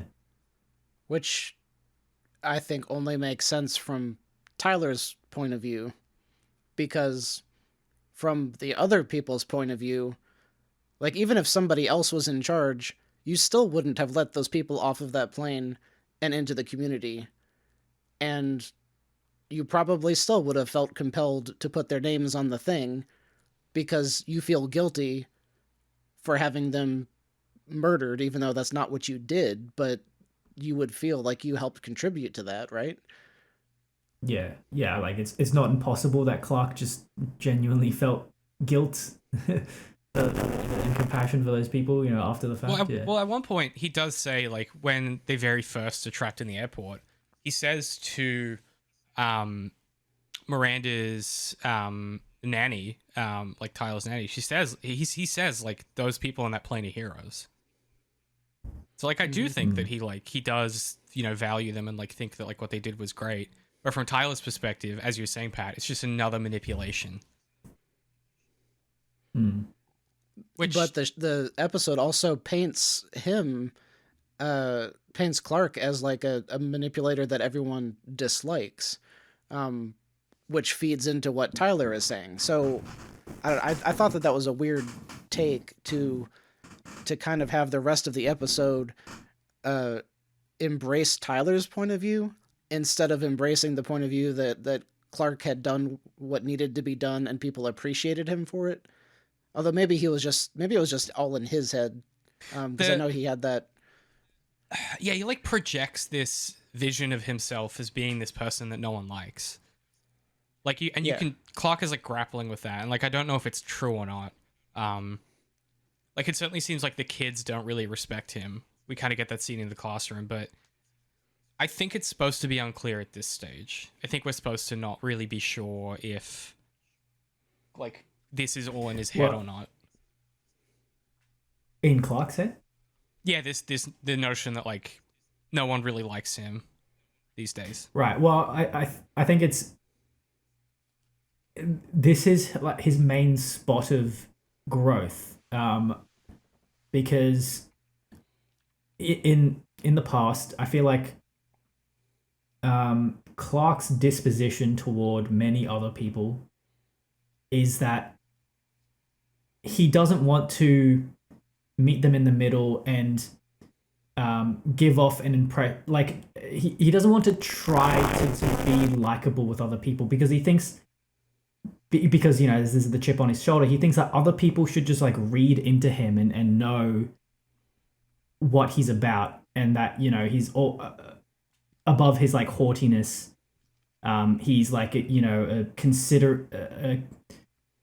considerate and like intelligent person, and that's sort of why he, like, connected with Miranda. But because he's in this world of shallow actors, he feels the need to make it as difficult as possible to penetrate his, like, external layer of, like, disinterest and distance, Um, and you know, the effect that has is just that he comes off as a bit of a dick, and no one likes him. And I think over the 20 years he's come to reckon with that, and he's sort of started to realize, like, I do need to make an effort to be outwardly compassionate, and you know, like, people won't just like me because they should, because, you know, they can, you know, just know what I'm thinking, know what's in my mind. Like, I need to actively, you know, express that. And that's why I feel like he's having these moments of, like, oh man, do people like me? Like, that's what I think is going on. I think that's probably right. Like, this is a character type that we know from other places. That's like he makes himself so inaccessible that it's then like, well, if you prove that you're willing to do the work to gain access, then you're worthy of being close to him. Yeah, exactly. Yeah, if you prove to me that you're not shallow, you're worthy of my engagement, kind of thing. Yeah, and you know, and then what that ends up being in effect is that, like, he just makes a bad impression with everyone, and they just don't give, you know, they I don't know, they won't engage with him, and therefore he won't engage with them, and, you know, he keeps his distance, kind of thing.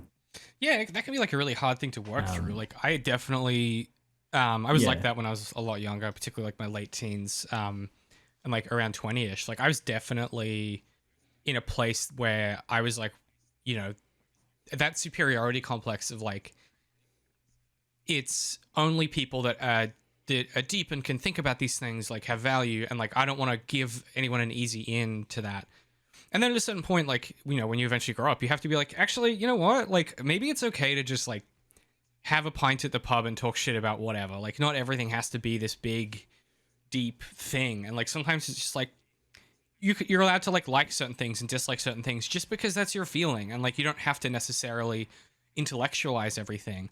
And I think this argument with Arthur in the past is really interesting, because it's a moment where Clarke has to relent on this perfect person he's built himself into. And he has to become messy again in order to actually engage with Arthur in a meaningful way.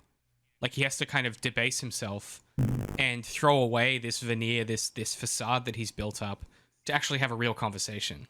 And I think that is his work of his life, is figuring out, like, how does he not push everyone away and reconcile with the fact that he's not hated. Like, people don't think about him as much as he thinks they do. People just have value inherently. It's not about whether or not you can do this or that, or whether you're deep or you're this thing or that thing. It's just like, people are people, and, like, he has to overcome his own sort of existential inertia at never making it as an actor. It's like we talked about in the Miranda episode. He doesn't necessarily resent Arthur, but he feels superior to Arthur. Like, he's convinced himself he's superior to Arthur because it's the only way he can cope with the fact that Arthur is a great actor and he has no right to be. Yeah, that's exactly it. And, like, you know, he says to Arthur, you know, like, it's so hard for people to understand that I never wanted to be you. And that's true, but so what he's done is sort of, like, I don't know, gone in the opposite direction, where he's basically, you know, putting on this role, like, all of the time instead of just some of the time, like an actor, and, you know, sort of convinced himself that that's what differentiates him from Arthur, say. You know, the performance that he puts on is useful, and, you know, it's textured, and it affects, you know, changes the world around him, and but that's obviously a reaction to how his life has gone and how his relationships with, you know, his actor friends have gone. And he's like, in that argument with Arthur in the past, he's not particularly self-aware about that. But then I think in the apocalypse is when he starts to work some of that stuff out. Yeah. I guess I'm sure that we'll, like, as we unpack the argument itself, I think we'll have some big things to talk about there. Because I also wonder to what extent, there's a point where Arthur fucks up in the argument where he uses the word great and Clarke latches, and that's the moment when, Arthur's like, no, dude, don't do this to me, because he knows he fucked up, because he knows this is a point of contention with Clarke. But I guess we should start with the interrogation, because that's kind of the big plot thing, and then we can use that, because that's still about Clarke. We can then use that to kind of move into that argument and really grapple with it. So as we said, Kirsten and the Prophet get set upon by Miles. They let themselves get captured, and they say that they're actors. Clarke basically interrogates them in his tower, and the Prophet gives his name as Lonergan, and I love the little smirk that Kirsten gives. There's some really fun stuff in this episode between Kirsten and the Prophet, where there's a companionship and a closeness that they have that seems like it comes out of nowhere to both of them, which is really interesting.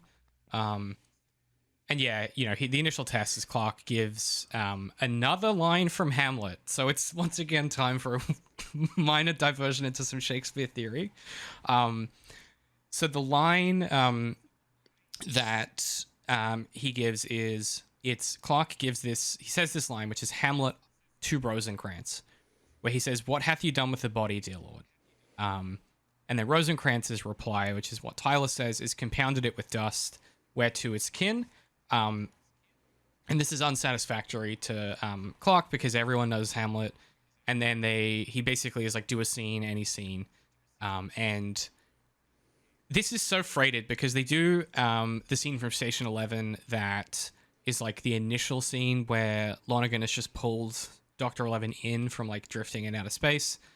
And this scene, Kirsten uses it to buy Tyler time to like stash away his handheld so that he can come and get it later. And then at the final scene of this, the final moment of this scene, her little monologue, she like steps completely back into the grief of the previous episode, and delivers the line from Station 11.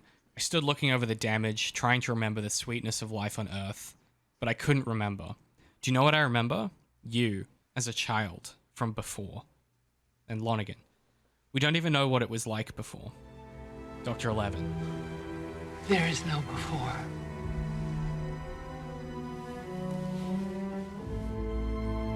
No after. Only now.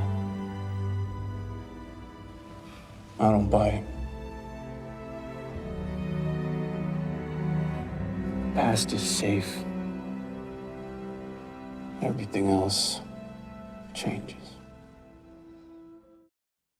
And I love this idea of the past is safe, because this show is so much about moving back into the past, to reprocess things and to deal with things that go unresolved, or to, a character slips into a reverie during a particular moment and we get flashes of the past. And I love this idea that it's safe because it's unchanging and unyielding, and that like the past is this kind of homeostasis that, if we could just go back there, it would be fine. And then that's what the Undersea wants to do, right? In the comic, they want to use time travel to go back to the Earth that was and build a new home for themselves. But of course, that's impossible. You can't go back to the past. Which is followed immediately by Clarke meeting like a young Kirsten in Arthur's dressing room, which is such an interesting small choice. Like, they don't remember each other at all. And it's such an interesting, like, just detail. I love the match cut where it cuts as she says, "I've seen you before as a child," and then it's like from Kirsten's perspective, opening the door and Clarke is there. So good. That's so good. It gave me shivers. Yeah, because you don't have the context what that means yet, and then you get the scene afterwards. Yeah. And then I don't know, something about like, yeah, just the interconnectedness of all these people and their very long lives. Like that's 20 years apart kind of thing. Like, yeah, just more of like this, I don't know, the cosmic significance and, you know, providence and all this stuff. Like, it's kind of. I was gonna point out that you were talking about how everything, with all the flashbacks and everything, and working through all the issues that you had in the past, and that's directly contradicted with Tyler, who's like, kill the past, leave it all behind you, which is interesting. Especially with how it ends, because like I don't get what he is trying to do at the very end of the episode, because it's like he killed the past, but then he stayed there. Like, he wanted to make amends, and so he stayed. Anyway, we'll get there. Yes, the logic of the extremist is something that we will have to unpack for sure. Yeah, this interrogation, by the way, I like how weird and sinister they make Clarke. Like, he edges between being just like a crazy old guy and like potentially dangerous in this scene. And I love the small tension, you know. It's great. I wrote down like Clarke is already giving off cult leader vibes. Yeah. The irony of these two guys being like the irony of Tyler hating this guy, and it's like, well, you two are kind of the same, buddy. Like, you guys have landed in a very similar place. In a lot of ways. And Tyler's all about like kill the past or whatever. But it's like, but he has held on to this grudge for 20 years. And he's made his entire life about this grudge and about this thing that he's gonna do. It's like, buddy, I don't think that you believe that. Like, I don't think that's true to you. Well, he has an admission at the end where he goes, okay, the past does exist. It's just horrible. Which I thought was like such a funny way to express, you know, the that sober thought. Yes. I mean, that conversation between them is just incredible, which we will get to. But we have to talk about something else upsetting first, which is Kirsten returns to the symphony, and it's all happy and stuff, and then she learns that Sarah's had a heart attack. And Alex and Kirsten have the most fascinating argument where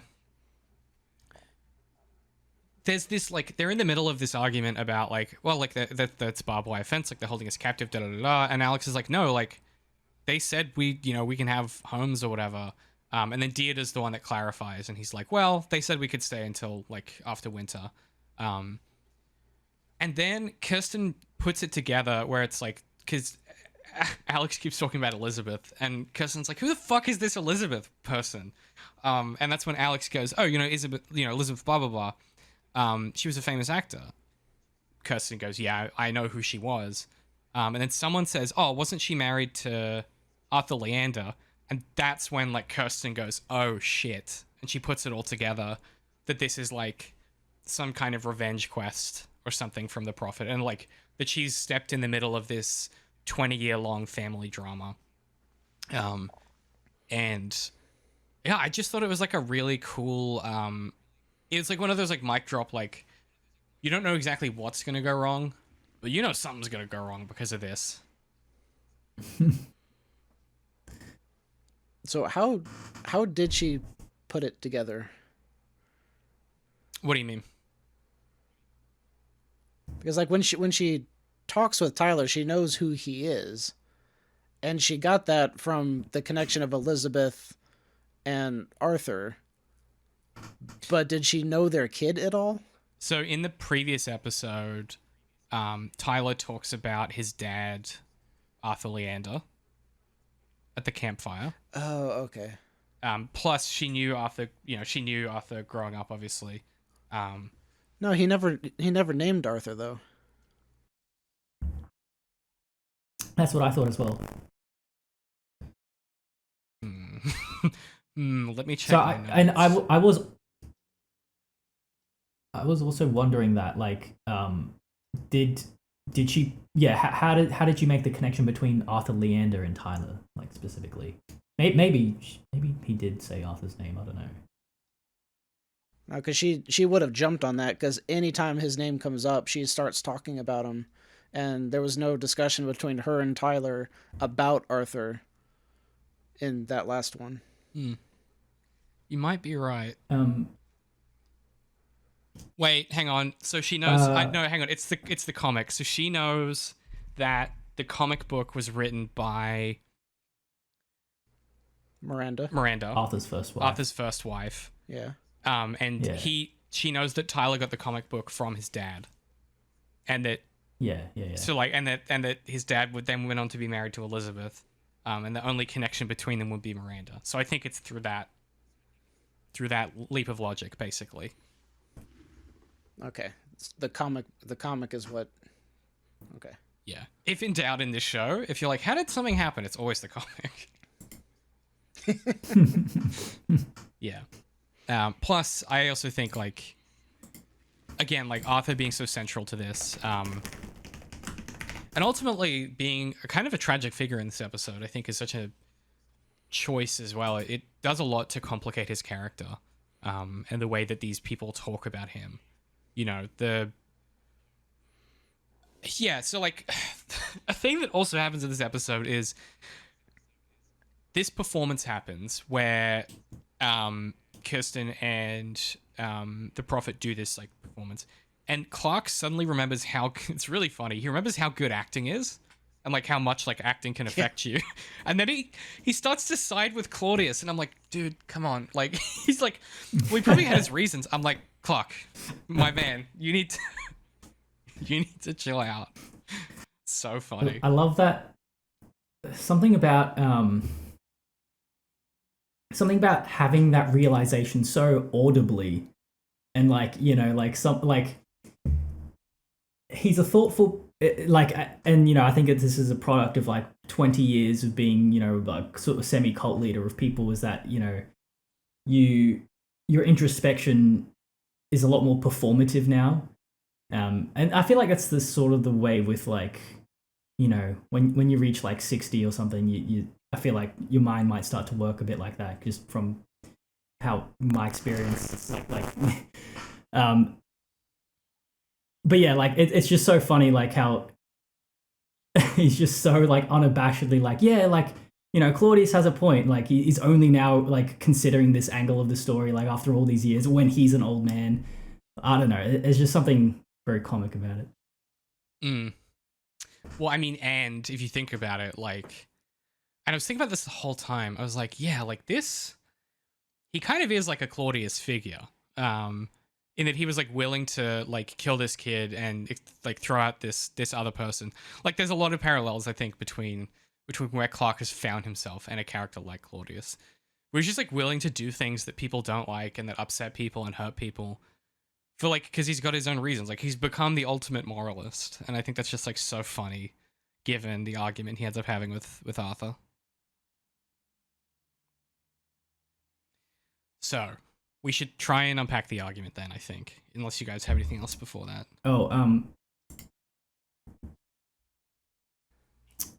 I was going to say, I was wondering if there was significance to the fact that when Clarke wants to, quote unquote, interrogate them, he takes them to the museum.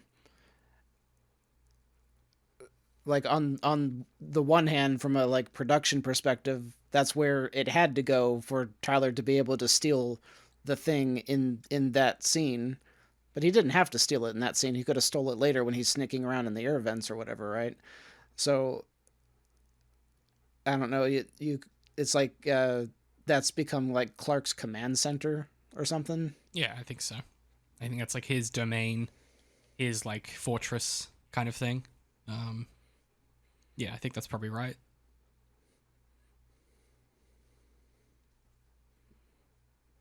I think it's much more complicated than that. Like, I think it's just like, that's his place, that's his spot, that's like where he goes, that's where he's safe, that's where he's surrounded by his stuff. And it's clear that no one else goes there because the kids don't give a shit.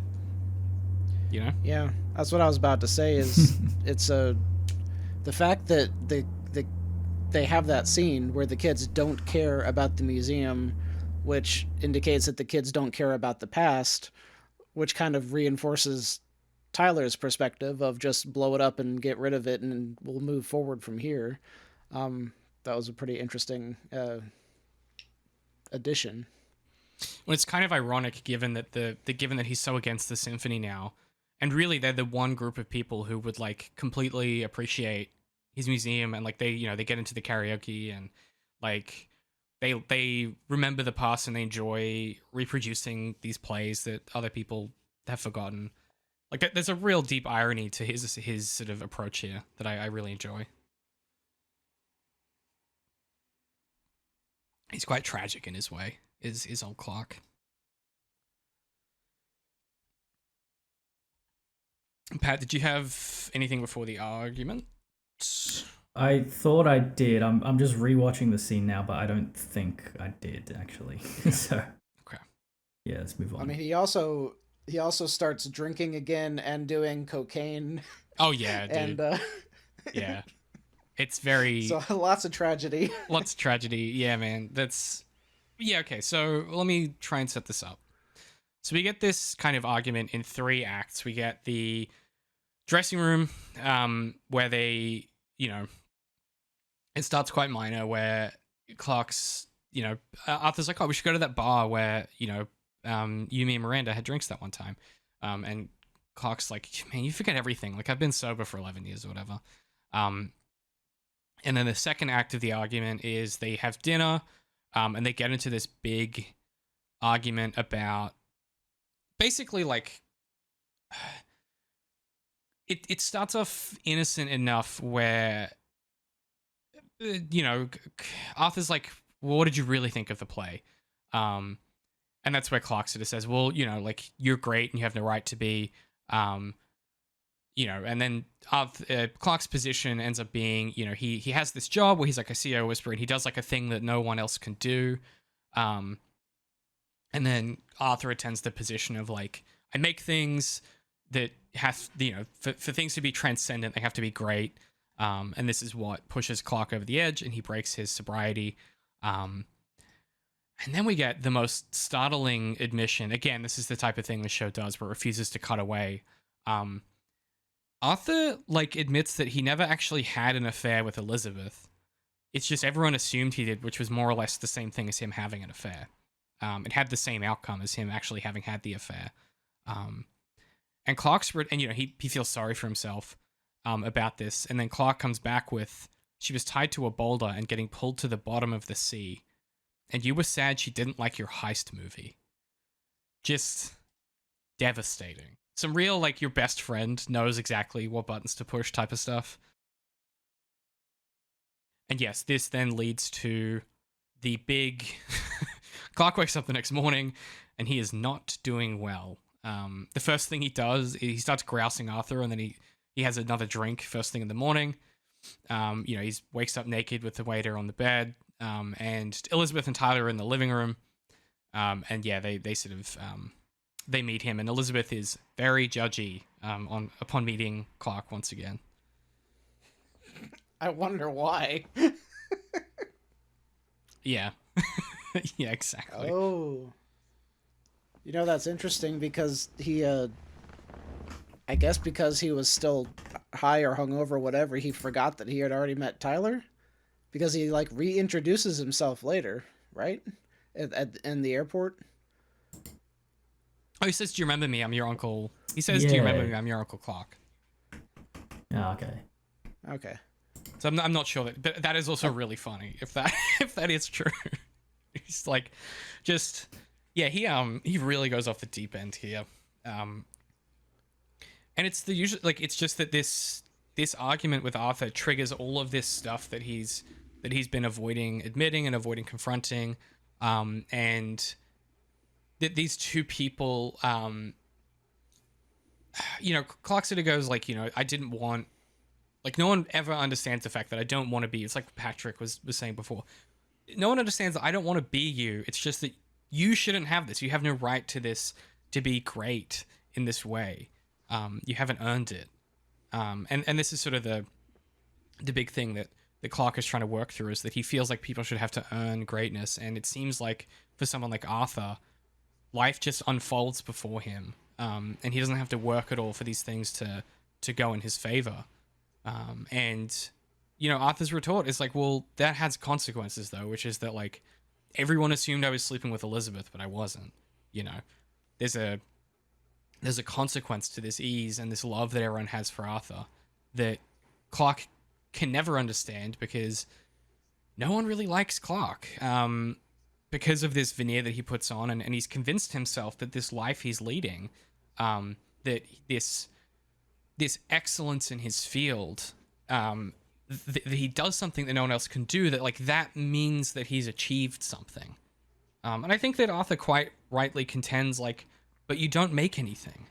Like, if you read this from a socialist perspective, essentially Clarke has bought into the lie of integrated world capitalism, right? He's bought into the idea that like these achievements of he's making this money and he's doing these things with these businesses, and he's engaging with these CEOs and he's solving these problems, and he's bought into like the language as well. He talks about like alphaing people and stuff like that.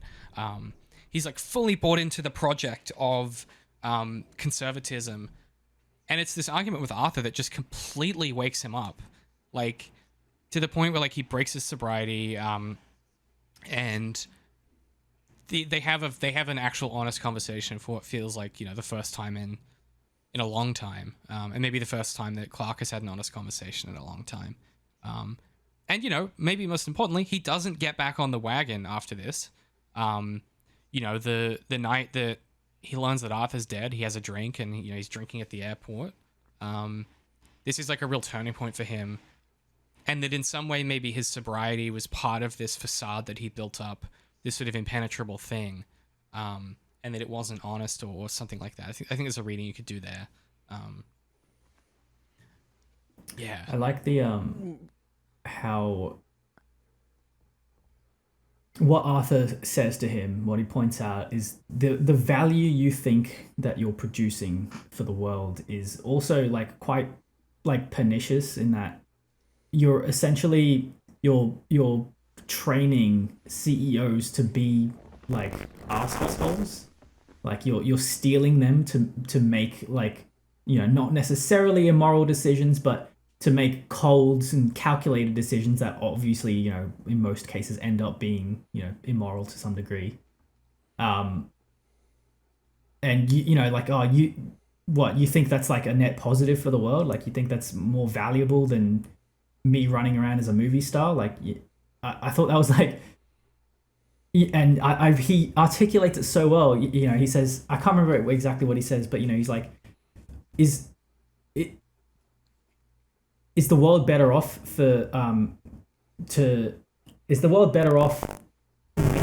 teaching people that that's a way to behave to be successful, or better yet, like not thinking that way at all? Like wouldn't that just be like a better world? He says like, what about nice people or quiet people, or even better, people who don't think like that at all, people who only make things for their own private reasons? Like, yeah. And I love that really struck a chord with me. Like I was like, oh yeah, like that's, I don't know, that's how I feel a lot of the, like the world is so performative, like it's and when people come with a lot of assumptions about when they see someone else talking or doing or saying something, a lot of the time there's an assumption that's this person has some sort of motive, some sort of like self-serving motive to, get attention or something like that. When really, like, the realest art comes from what he's saying, like from a desire to just create art and like sort of, produce the best thing you can. Yeah. Yeah, I think, and I think that Clarke's retort is like so freighted, because he comes back with like, I'm just saying people in the business world are more honest, and it's like, and what he's saying is that nobody's he says no, because no one's pretending why they're there. And that's where, that's like, again, another moment in the scene where Arthur's actor is so great, where he starts to be like, oh, come on, no, like, dude, no, come on, like, what do you mean? And, yeah, I think, I think it's interesting that he has convinced himself that these people are being honest. And like Arthur's point is like, how is that a good thing? Like these fucking reptile people, like how is it good that they're honest about what they do? Like you're just teaching them to be worse and do more harm. And like who gives a shit about honesty? Like if it's for the wrong reasons, you know? There's a way that Arthur seems to understand that what Clarke is doing is teaching these CEOs to instrumentalize reality even further, to do bad shit. And he's teaching these people to have these attitudes that don't favor kindness, and niceness and care and intrinsic motivation. It's all about like domination and control and making money, you know? Potentially there's an alternate reading, which is the opposite of that. Because Clarke is on the phone with one of his clients at some point, and he's like in a restaurant when like a waiter's cleaning up or something, and or maybe that's the waiter that he sleeps with later. I don't know. But anyway, Clarke is like shouting at like a CEO, and then he like puts his hand over the phone and is like, sometimes you have to talk to them this way because, you know, they're used to getting whatever they want, and you have to be aggressive with them, or, you know, something like that. And so I think that there is the potential there to say that he is trying to direct the CEO to get out of his own head, and like, you can't do that. You have to help your employees, you know, something like that. Like if he was just there to try to increase the CEO's profits and all this stuff, he wouldn't have been shouting at the CEO in that fashion, most likely. Does that make sense? Yeah, I mean, I feel like you could just as easily take it the other direction though, of like he's admonishing him because the CEO isn't making the hard decision, and he needs to, which, you know, might be like firing 100 people or something. Could be. But I'm just imagining like Kendall from Succession on the other end of the line. Like that's who I'm imagining. Yes. Well, it's it's the bad guy from Michael Clayton. She's on the other end of the phone. Yeah. Yes, I think you could read it that way. I have very little interest in that type of reading of anything because of my, you know, politics, but I think that the show does a really deliberate thing of not making it clear like what the context of that is, because it's really interested in conflating these positions, right? The other thing you have to remember is that Arthur is making this argument from a position of like, he's a famous rich movie star. Like, you know, there's this sort of it's like, well, yeah, he can afford to make this argument because he has the privilege enough to do this for a living. Like, I think that's also a complication that you have to contend with. Why can't everyone just have like happy jobs and, you know, nice chill jobs, and the world would be better? Like, it's like, well, if you want to make a bunch of money, you have to do the thing that Clarke does. You can't all work for like 6 weeks in a year, make a Hollywood movie, and then, you know, just live it up at the, you know, just every day is a mental health day, you know, kind of thing. It sounds nice though, doesn't it? Yeah, it does. Yeah. Live in a nice big house with a pool. Yeah. Very complicated positions, you know. I feel like even, I don't know, Arthur is suited to his lifestyle. Maybe that's why that's an ingredient of why he was maybe that is an ingredient of his success in the first place. Just that he isn't as cynical as Clarke, and it seems like he never was. And so I don't know, he's able to have that opinion and be, you know, like a relatively chill guy, even like excluding the fact that, you know, he's a famous actor. Whereas like if Clarke was in that same position, he'd still be he'd still be cynical. You know, he'd still be like unfriendly. He'd still hate himself to some degree. Yeah, I don't see any of these people necessarily in Arthur. You know, he lives much more on the surface. Not to say like he's shallow, but I'm just like he wears his heart on his sleeve kind of thing, and it's easier for him to cope with his life in his situation.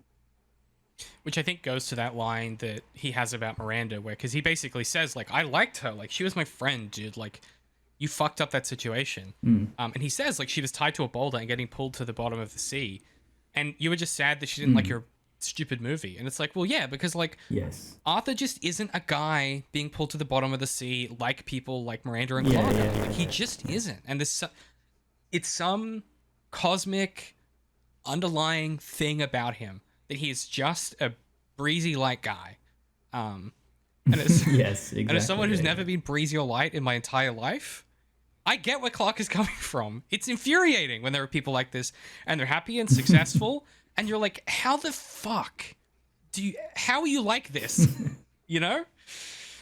Yeah, but and then at the same token, like people like Arthur, like they there's no way for them to realize that. There's no way for them to understand unless you have some sort of like very blunt confrontation with a Clarke. You know, like why would you ever? Why would they ever? You don't have the tools to understand, and you also don't have anyone to explain it to you, kind of thing. Like, yeah, so it's it's an understandable it's an understandable position for Arthur to be in. Totally. But also like it's like it is just the truth. What Clarke is saying, you know, like that is totally the relationship between Miranda, and it totally symbolizes the relationship between Miranda and Arthur. Yeah, and the fact that Arthur can't contend with the fact that the affair didn't happen isn't, like, that's not the point. The point is that, like, he's the type of guy that would have had an affair with Elizabeth. Like, it's so conceivable to Miranda that, like, that his inability to understand her art is because he doesn't get that fact. And, like, I think you can have complicated feelings about whether or not her leaving him was fair or not, but certainly his inability to understand why that marriage ended, given that he didn't actually have an affair, I think speaks volumes to what you're saying, Pat, which is like his inability to not understand this. And it's only so many years later when they get into this argument, well after this marriage, that Clarke is finally able to articulate this worldview to Arthur. And Arthur seems to, understand at least a piece of it. By the end, when he leaves, he says, like, no, Clarke is my friend. Like, he defends him to Elizabeth, which is so interesting because it's like that this argument has brought them closer together in some way, in being able to understand each other's positions rather than being something that drives them apart, which again is just this show's kind of radical approach to kindness, I think, where it's like, well, yeah, like these guys have been friends for ages. Like, of course they have arguments like this, and they only understand each other better as a result, sort of thing. And I don't know, like Arthur is a really graceful person in a way. Like, I can see why in a strange way the show positions him as in some ways like the emotional crux of like each character's relationship. It's like he's the connecting thread because he is understanding and like empathetic, and he represents the best of how you react to bad situations. The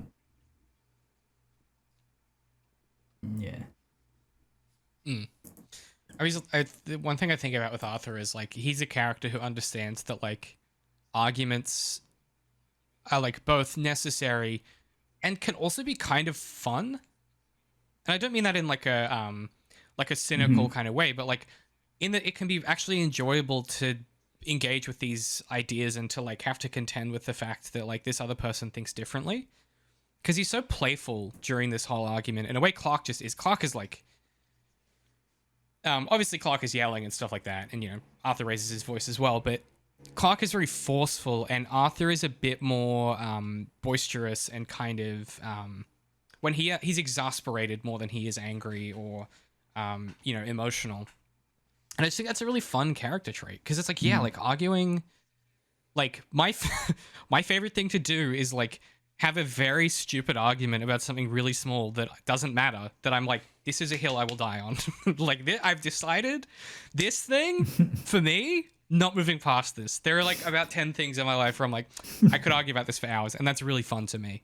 And just like a good thing to do. And it's enjoyable, and I think it helps develop the tool set of articulating your feelings and thoughts, and dealing with confrontation without having to like, you know, get into real arguments with people about stuff that, you know, that might hurt someone's feelings. There's something like really fun about like that experience. And I think Arthur represents the version of that understands like that as long as you're kind and understanding, these things are natural and it's just a part of what it means to be a person. And he's like, yeah, I think it makes sense for him to be the emotional core of the story, because it's the people who can see the world the way he does that will ultimately be able to have successful relationships, for the most part. Whether that continues to be the case, we don't know. But yeah, he's such an interesting character. He's such an interesting character that you just don't see in television very often. This type of guy. Yeah, it's always a Walter White or whatever. Like, you don't really get a guy. You don't really get a guy like this. I mean, maybe like to an extent, you know, in the middle of his story, maybe Jesse becomes a bit like this, where he just becomes this like radically empathetic guy, especially when he's you know, he's in that relationship before Walter does the dirt that he does. But like, you know, these characters are pretty few and far between that engender this kind of kindness and empathy. Yeah. I guess be kind is the biggest message this show seems to have, which I think is like nice. I think that's like refreshing and uncynical, and that like being nice is good, and that like all this alpha talk and all this corporate bullshit might just be bad, period. Like it might just be irredeemably bad, and like there's no moralizing that can be done to like solve that. It might just be a bad thing, you know, and that's refreshing to me because I also think that. But yeah, great argument, and just yeah, really fun resolution too of you know, yeah, we are still friends. A nice way to sort of tie that off, and we get the added complication that this is. So there's something confusing here where timeline-wise, this is so Kirsten later says, I was supposed to meet Tyler, like she's saying this to the problem, like I was supposed to meet you at the play, but you guys had left already, because they come a day early and they leave a day early so that Elizabeth can avoid taking Tyler to the play because she's still pissed off at Arthur. And this is what means that Tyler and Kirsten don't meet as kids. There's also that little detail there as well. Yeah, all of that led me to realize something kind of cool, which is assume that Frank was still alive and he hears these two young people up in the tower and they're doing a scene from the comic. Mm-hmm. Would he have recognized that? I think probably so, because he read the comic. He read it with her, like, because it was depicting good parents that are interested and invested in what the kid is interested in, right? Contrast that with Tyler's mom was there listening, and Clarke, who was sort of an adopted father, was there listening, and neither one of them recognized this, which the kid had been reading for weeks or possibly months, right? And they never asked him, what are you reading? And they never read it with him. That's such a good point. They never asked him about it. Like, that's so well observed, Darth. Yeah, and the fact that Elizabeth doesn't really believe that it's Tyler either. Yeah. Really well observed. Rough. That makes it even more tragic. Jesus. Yeah. Well, yeah, and like the fact that Elizabeth just continues to lie to Tyler as a kid, while blaming Arthur for all of these problems that have befallen Tyler. It's like, well, maybe like you also share some of the blame here, and I'm interested to see if these characters can get to that place where she's willing to admit that. Yeah.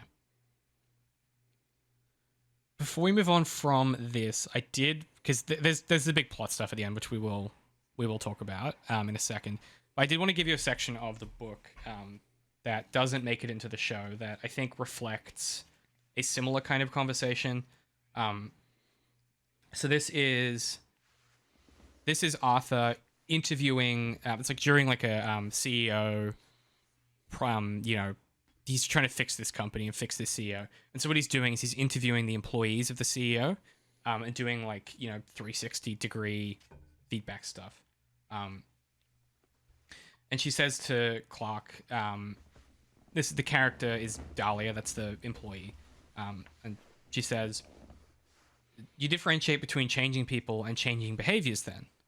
"Of course," said Clarke. "Here's the thing," Dahlia said. "I'll bet you can coach Dan, and probably he'll exhibit a turnaround of sorts. He'll improve in concrete areas, but he'll still be a joyless bastard." Clarke. "A joyless..." Dahlia. "No, wait, don't write that down. Let me rephrase that. Okay, let's say he'll change a little, probably if you coach him, but he'll still be a successful but unhappy person who works until 9 p.m. every night because he's got a terrible marriage and doesn't want to go home. And don't ask how I know that. Everyone knows when you've got a terrible marriage. It's like having bad breath. You get close enough to a person and it's obvious. And I'm reaching here, but I'm talking about someone who just seems like he wishes he'd done something different in his life. I mean, really actually almost anything. Is this too much?" Clarke. "No, please go on." Dahlia. "Okay. I love my job, and I'm not just saying that because my boss is going to see my interview comments. Which, by the way, I don't believe he won't be able to tell who said what, anonymous or not. But anyway, I look around and sometimes I think, this will maybe sound weird, it's like the corporate world is full of ghosts. And actually, let me revise that. My parents are in academia, so I've had front row seats for that horror show. I know academia is no different. So maybe a fairer way of putting this would be to say that adulthood is full of ghosts." And Clarke again. "I'm sorry, I'm not quite sure Dahlia. "I'm talking about these people who've ended up in one life instead of another, and they are just so disappointed. Do you know what I mean? They've done what's expected of them. They want to do something different, but it's impossible now.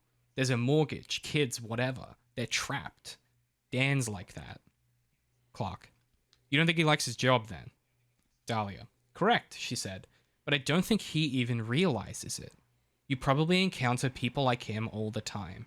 High-functioning sleepwalkers, essentially." What was it in this statement that made Clarke want to weep? He was nodding, taking down as much as he could. Clarke. "Do you think he'd describe himself as unhappy in his work?" "No," Dahlia said, "because I think people like him think work is supposed to be drudgery punctuated by very occasional moments of happiness.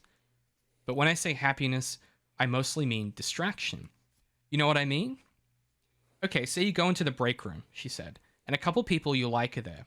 Say someone's telling a funny story. You laugh a little. You feel included. Everyone's so funny. You go back to your desk with the sort of, I don't know, I guess afterglow would be the word. You go back to your desk with an afterglow. But then by 4 or 5 o'clock, the day's just turned into yet another day, and you go on like that, looking forward to 5 o'clock, and then the weekend, and then your 2 or 3 annual weeks of paid vacation time, day in, day out, and that's what happens to your life."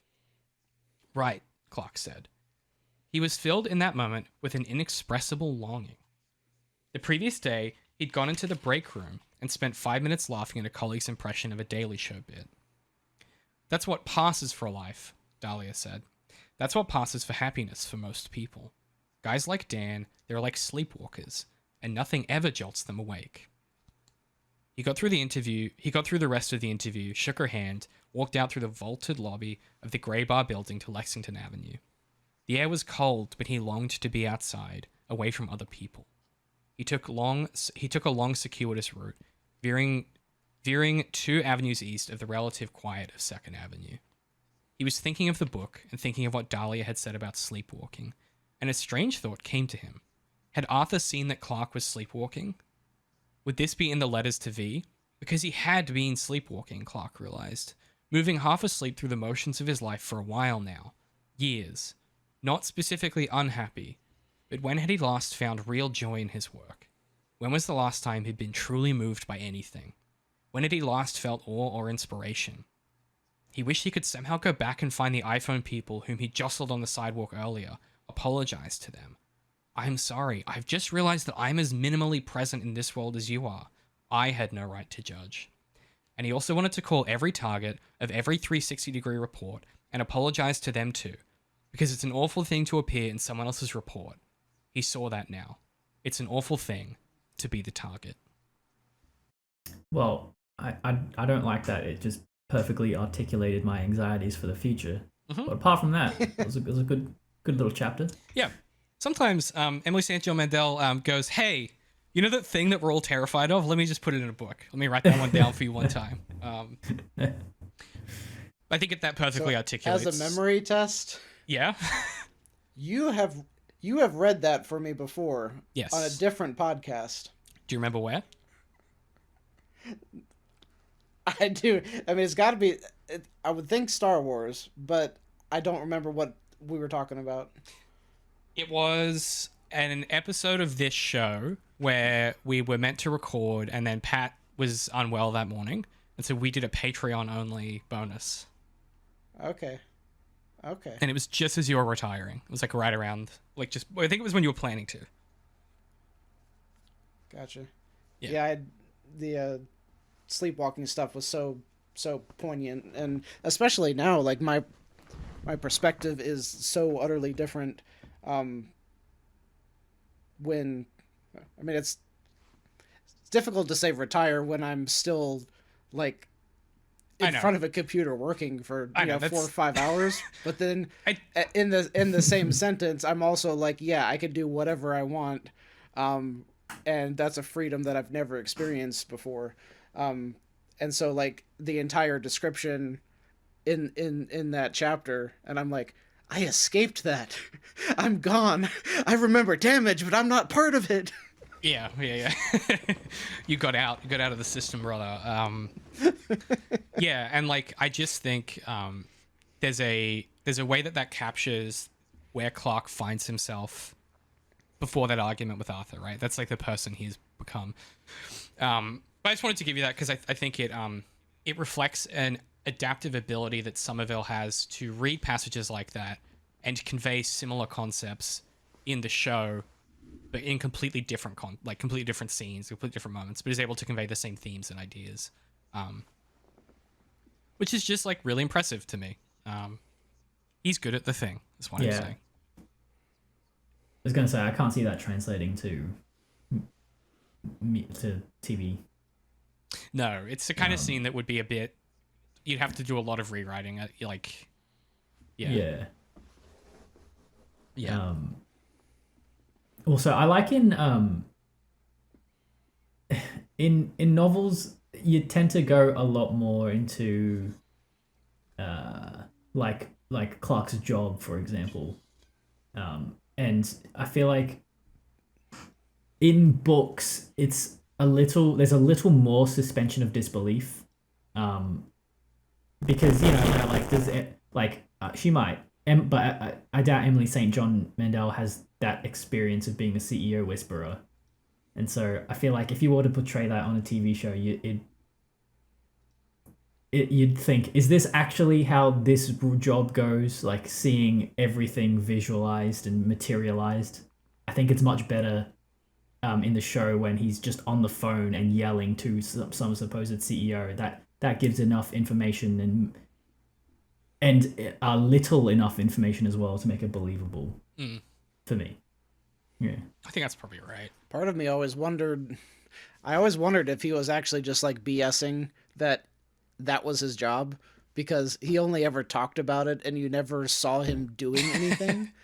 That'd be And funny. it sounds very impressive, you know. It sounds like he's like, yeah, I'm a big, big time, and I advise the CEOs, the people who are making hundreds of millions of dollars, and I'm advising them.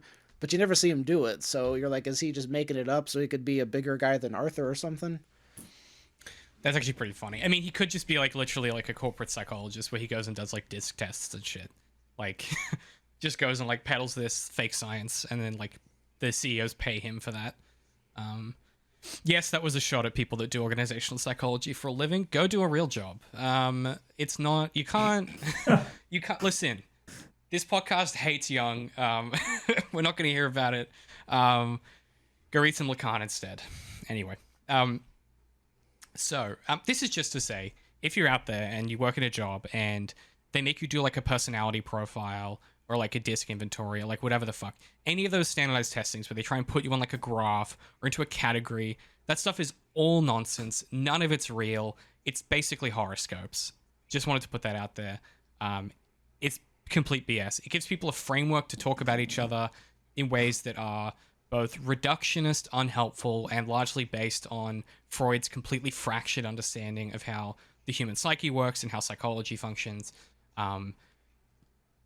And I know that I'm a post-structuralist, so I'm always going to make this argument, but like I always, lean toward the ecosophists, because I think that understanding the human psyche as a subjectivity produced by a series of constantly moving other systems and networks of systems is much more productive and useful and empathetic than trying to label someone as INTF or whatever the fuck. I will always find that less helpful and less productive and less meaningful, and also less serious. There's something really like embarrassing about those people that take those tests very seriously, because I just think it reduces the complexity of the human experience in ways that should be obviously fake to any adult that's thought about it for 5 minutes. So that's my 2 cents on the matter. Anywho. Such an ENTJ say that, yeah.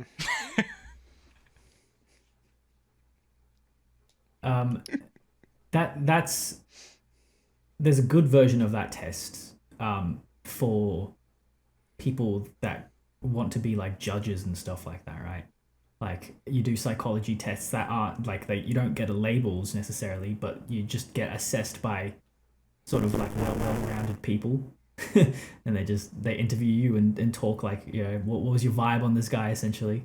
Yeah. Like that's like it's like the good version of that test. Yeah, it's like the ecosophists version where it's like, yeah, actually, like, what if we treat you like a person? Isn't that,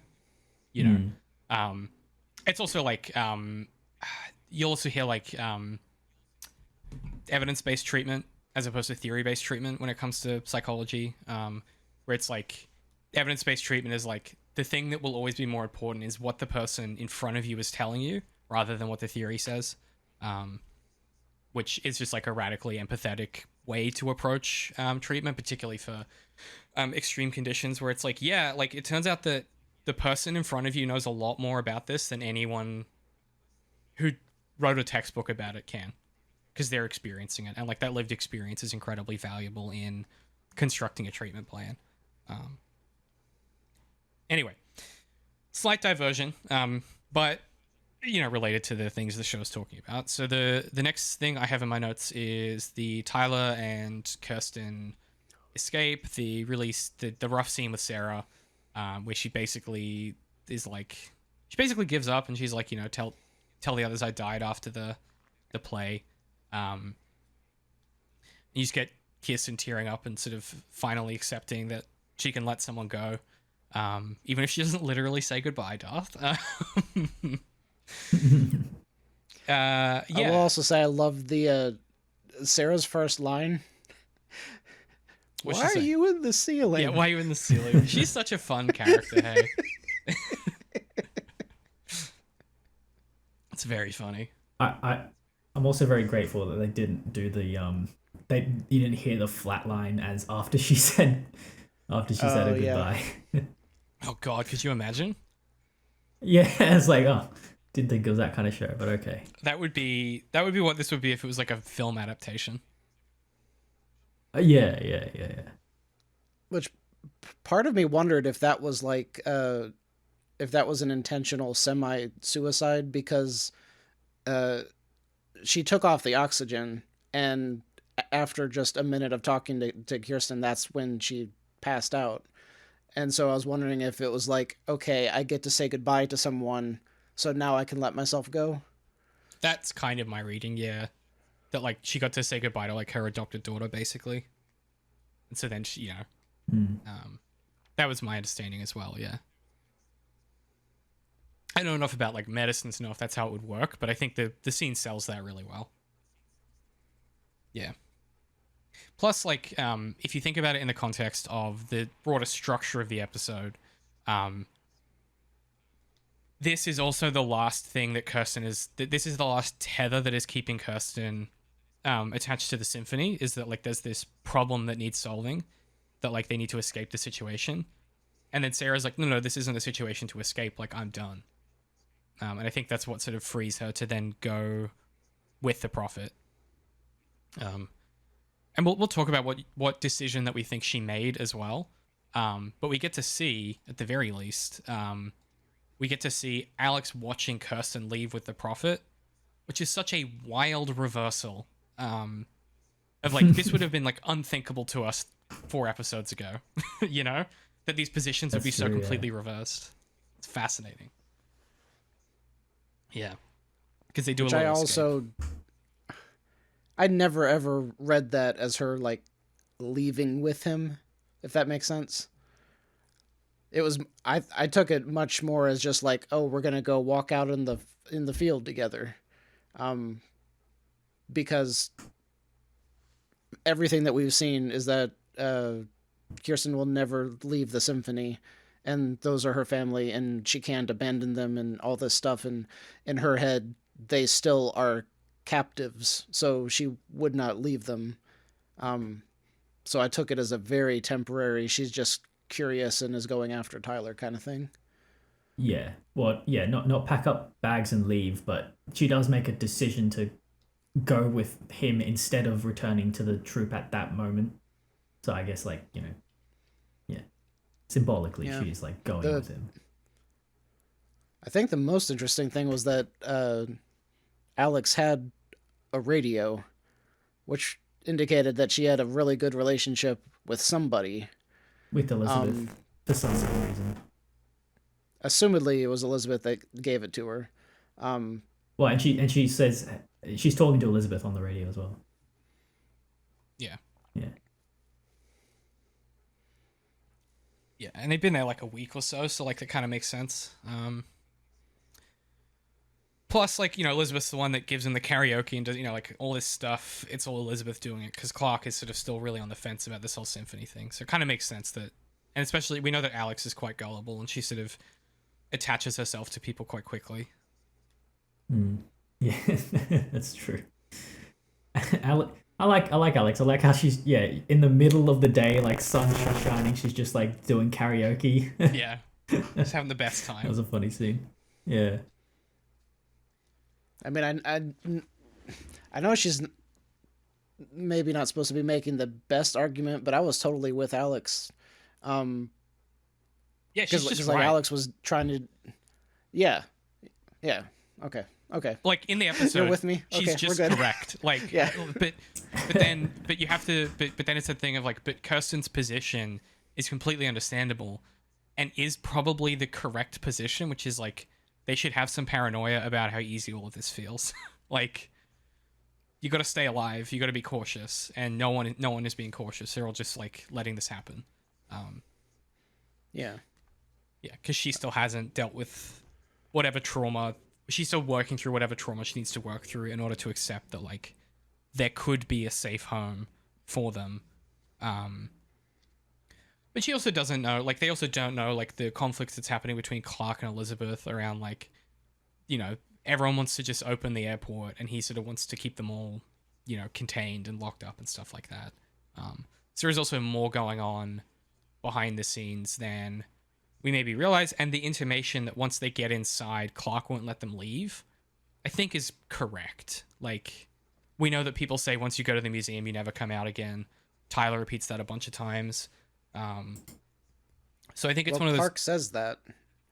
Does he? He overtly in this episode, he overtly says, we can't let them leave. Like, they can't perform, but also they can never leave because they know how to get here. Right. So it's like they're both right, which is so cool to me.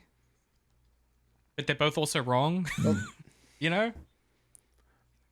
Yeah, I think the point that I was arguing against Kirsten is like she was like gung ho, like going off to try to climb the fence or something. Like the way, like she wasn't wrong, but the way she was approaching it,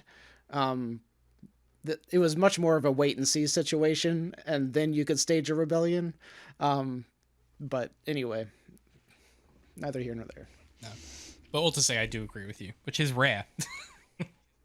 It's rare for me to, like, unalloyed just be like, yeah, Darth is... I just agree with you. That's just... We need to have, like, a chalkboard up behind you, and you can just reach back there and go, yep, there's Ding. one. Yeah. We get a counter that's just, like, number of times, you know, David agrees. That's funny. Okay, so I guess... so this is the conversation where he is talking about... Tyler's explaining the plane. So he's explaining his view on all this. He's basically saying, like, you know, the flight was, you know, they didn't let them off the plane. They were sick. And then they were inside, safe. And then Clarke decided that it was time for him and Elizabeth to go. And this is where Kirsten says, like, I was in a play with Arthur. Like, I loved him. And we were supposed to meet at the premiere.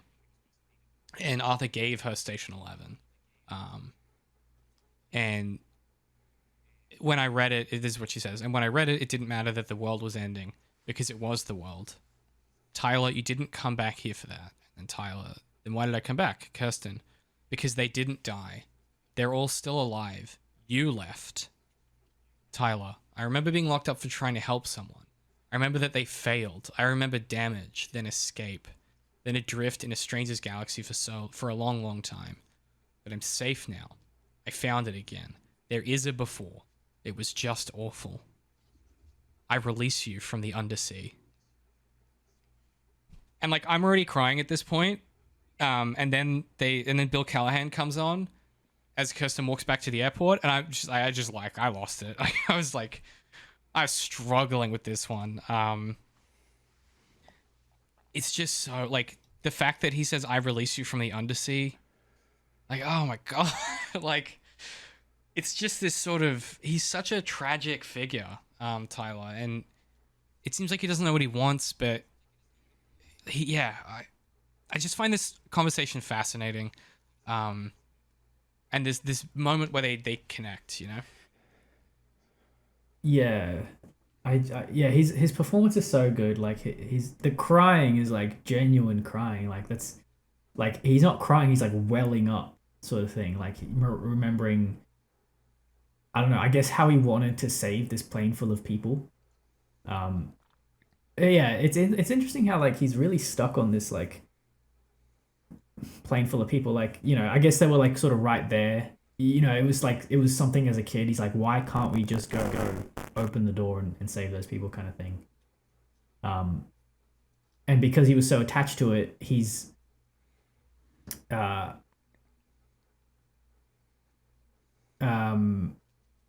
because he's so attached to it, it just feels all the more of a potent betrayal when, you know, when all the survivors, you know, shoot that or kill that survivor from the plane, you know, collectively, and are so suspicious of him and refuse to help and refuse to understand his perspective. And I like how Kirsten exactly taps into that and psychoanalyzes him on the spot. He's like, so that's what you were feeling at the time, and you faked your own death, and you were alone for a long time with only, you know, the thoughts of Station 11 and this story about how there is no before. and she's like laying it out for him, essentially. Yeah. Yeah. And it's important to remember his age too, because he was like 8 years old, I think, at that time, and he goes out on his own into the world as an 8-year-old with that trauma, and then misses all of those other stages of normal, like, human development where he didn't have an adult around him during like his teenage years. He didn't, have the years of going through high school education and, all of the other stuff that at least the people in the airport were getting in that community. And like, not even the education, but the 8-year-old with the trauma now by himself out in the world. And you could see that his entire outlook is way different when you think from the perspective of he's still like mentally an 8-year-old in a way that Kirsten isn't, because she had Jeevan. She had like the dad with her, at least for a while, and then we don't know how soon, but she got Sarah pretty quickly, at least in the show, because Kirsten's age when she was in the cabin with Jeevan versus when she meets Sarah was roughly the same. So she probably wasn't on her own that long without an adult to nurture and care for her, versus Tyler, who theoretically never had an adult because he didn't trust them anymore.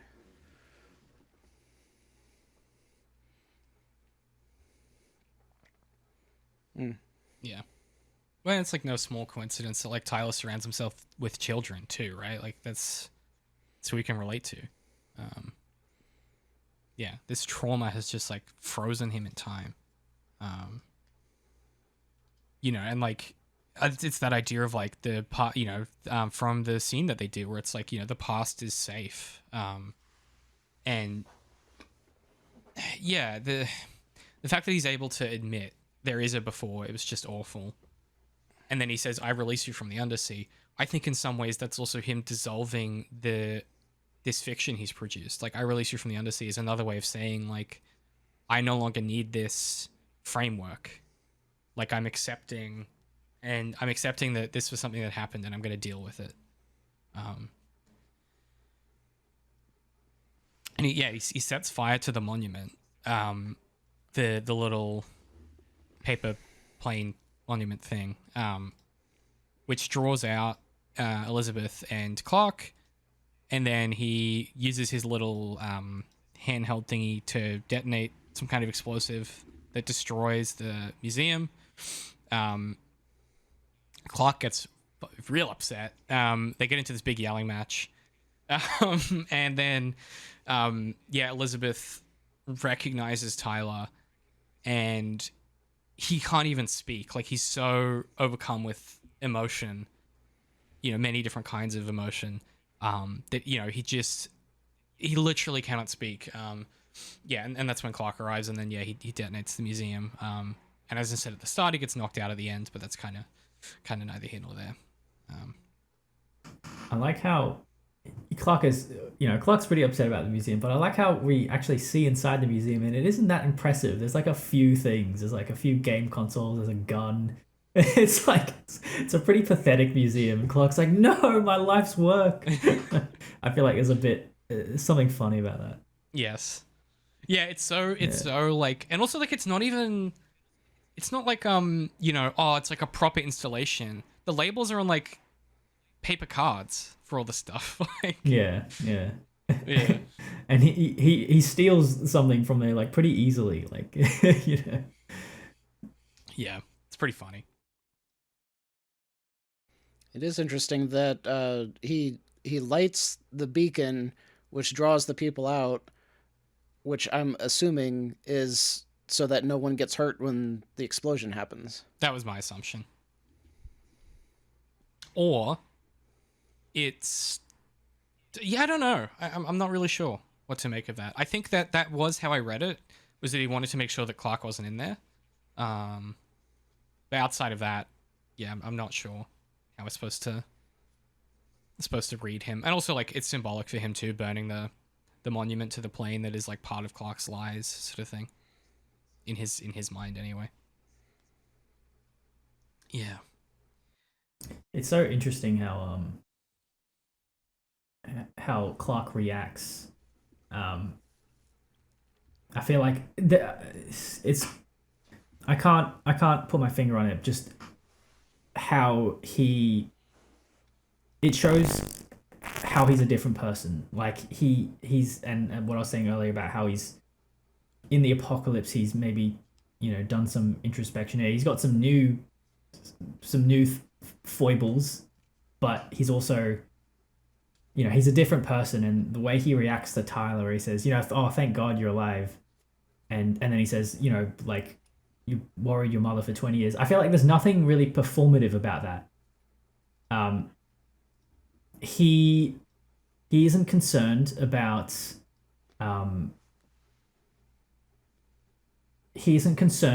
like if Tyler hates him or what, or if he needs to act a certain way with Tyler because of his past with him. He is just in the moment. He's like, thank God you're alive. I thought you were dead. And then he's just like admonishing him as if he's already like welcomed back into the group. He's like, what, like, what the fuck? Like, you can't do that to your mom, kind of thing. He's essentially like gotten over a lot of stuff, it seems. And he's just willing to be like a parent to Tyler is what I got from that scene. Well, it also could be that he's just reverted back to the old relationship they had where he's treating him like an 8-year-old. Right. Yeah. I think it's both, right? Like, I think it's a yes and situation where it's like, yeah, that is also like kind of like it's there immediately. Like it's accessible to him. This, he can just reach back into that mode straight away. And yeah, like his first thought is for Elizabeth's injuries, right? He's like, how could you do this to your mother? Like, she's been living with this trauma for so long. There's an empathy there that I think, despite them having different views on the symphony, despite all the history that's between Clarke and Elizabeth, he is able to have empathy for her, and that's his first instinct, which I think is quite telling. Yeah, exactly. And like we get that scene where him and Miles are like a couple, and presumably they have been for a long time, and that's just a sign of like a healthy person, that they've moved on, and they have a seemingly like happy relationship, and and as we talked about, he's a lot more concerned with how it's like, do people like me? That's like a general tell of like someone trying to improve their behavior. Yeah. And I think in contrast with that argument that we get early on with Clarke and Elizabeth around day 100, where she's like, like, no one, like, you have to do everything in your power to make people even pay attention to you, let alone like you. He's come such a long way where he's like, well, like, I do wonder if people like me still, but like, it's more important that I try and do the right things. And like, to the point where he's willing to be unpopular to do the things he thinks is right for the community, even if it makes him seem like a paranoid, crazy old man. He's just willing to live with that as well, in a way that old Clarke never could. Yeah, exactly. Yeah, he's like, I care about this community. I want them to have a play. But also, Claudius had a point. No one ever thinks about Claudius. Like, he's kind of like in his like old man, I don't give a fuck phase. Yeah. I really love it. Yeah, he's so fun. And also, like, I think it's worth noting too, like, there is a little addendum to this scene after the museum's destroyed, and we get Ave Maria playing again, which I was like, oh, this is like a zero indent recurring thing. It's just Ave Maria. Ave Maria. Very good, Patrick. Very good. But don't Garrett if you do has it, we'll ruined get that copyright song striked. for me. What?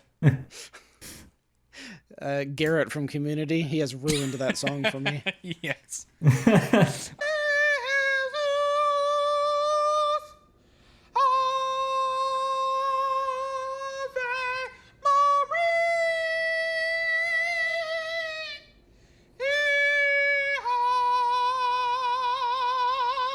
Okay, that was Garrett singing Ave Maria. Ave Maria! I will play that clip because I play it every time you say that. Yes. But we do get... Oh yeah, in Batman we talked about it. In Batman we talked about it, yes. We need to get an Ave Maria counter. That's 2 times it's come up. I had a thought about the airplane, unless you were still going. No, you do that. I'll save this. Okay, the airplane monument that was constructed would have been after Tyler left, correct? Mm-hmm. Okay, so he already knows what it is when he gets there, and when he was packing up to leave, and I don't remember what scene it was, but Tyler had like a duffel bag, and inside that duffel bag was like a huge CCTV, which is a security camera, and it had the name of the Severn Airport printed on the side of it, right? Yeah, and that's when is that Kirsten supposed wakes to up. Start of the episode. Started this episode? Yeah. So is the idea supposed to be that he scouted it? He scouted out the location, tore down one of their cameras so they couldn't track them, and that's when he found out that the monument was there? Yeah, or that he's tried to get in before and failed. Like, I think there's a lot of ways that you could read it. You could also read that he sent his kids ahead to scout. I think there's a lot of room for interpretation of like what you want to read into that. But yeah, I think that's the implication, certainly. Because the biggest confusion I had was like, why are you lugging around this? Like, those things are heavy.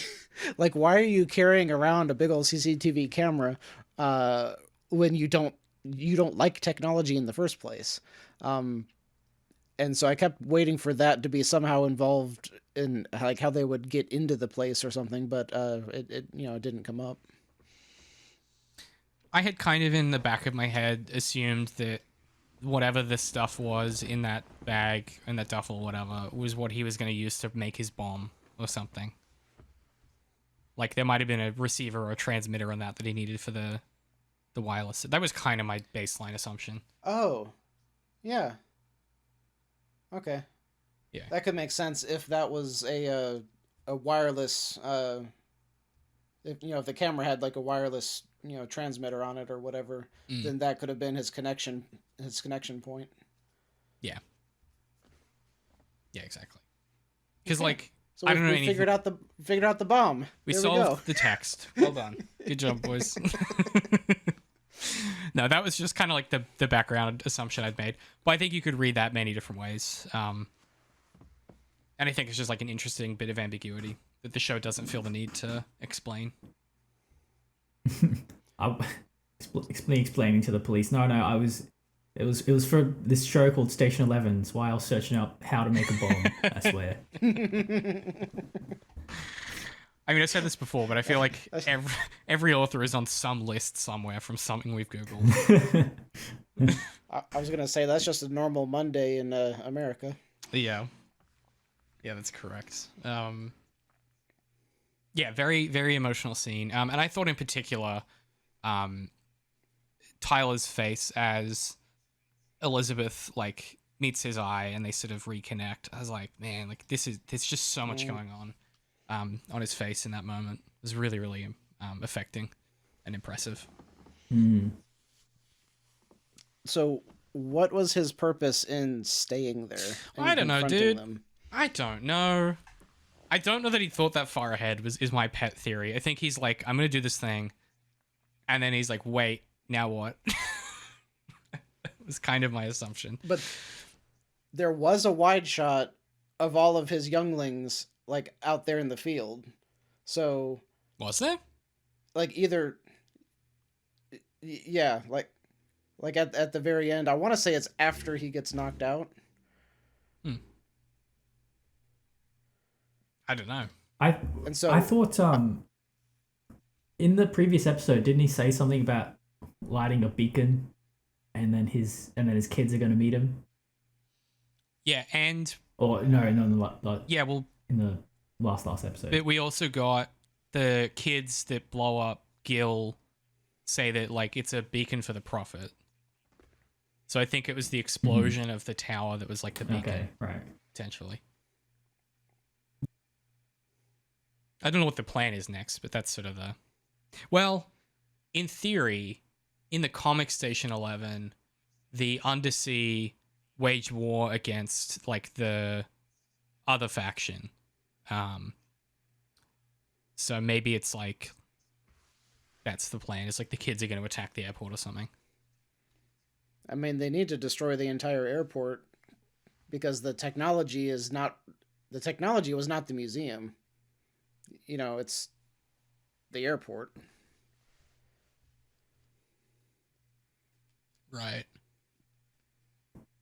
Yeah, I don't know. I mean, that's probably the case. But You could extend that to like everything though. Like buildings are a technology. Like that's so true, Pat. And if you think about it, isn't everything technology? Yeah, I had waited to bring this up. And granted that like the story is not interested in this, but like some portion of the military, some portion of the government did survive because that's what bunkers are for and all of this other stuff.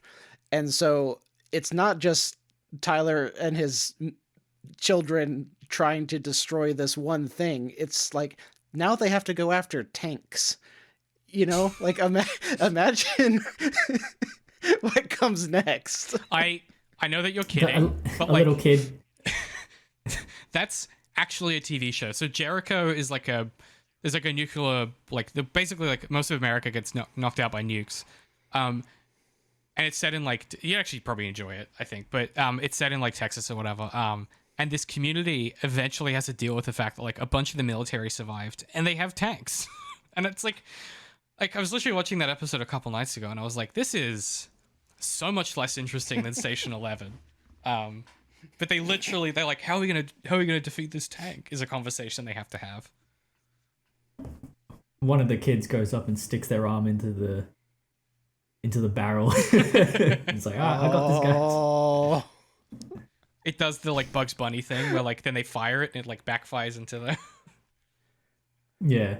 Well, yeah, I imagine that's like the plan of the kids, but instead of just like, you know, just destroys eviscerates the them. Keeps going. Yeah. And this is a show that would kill a kid with a tank too. Like that's something they would do. Unfortunately for us.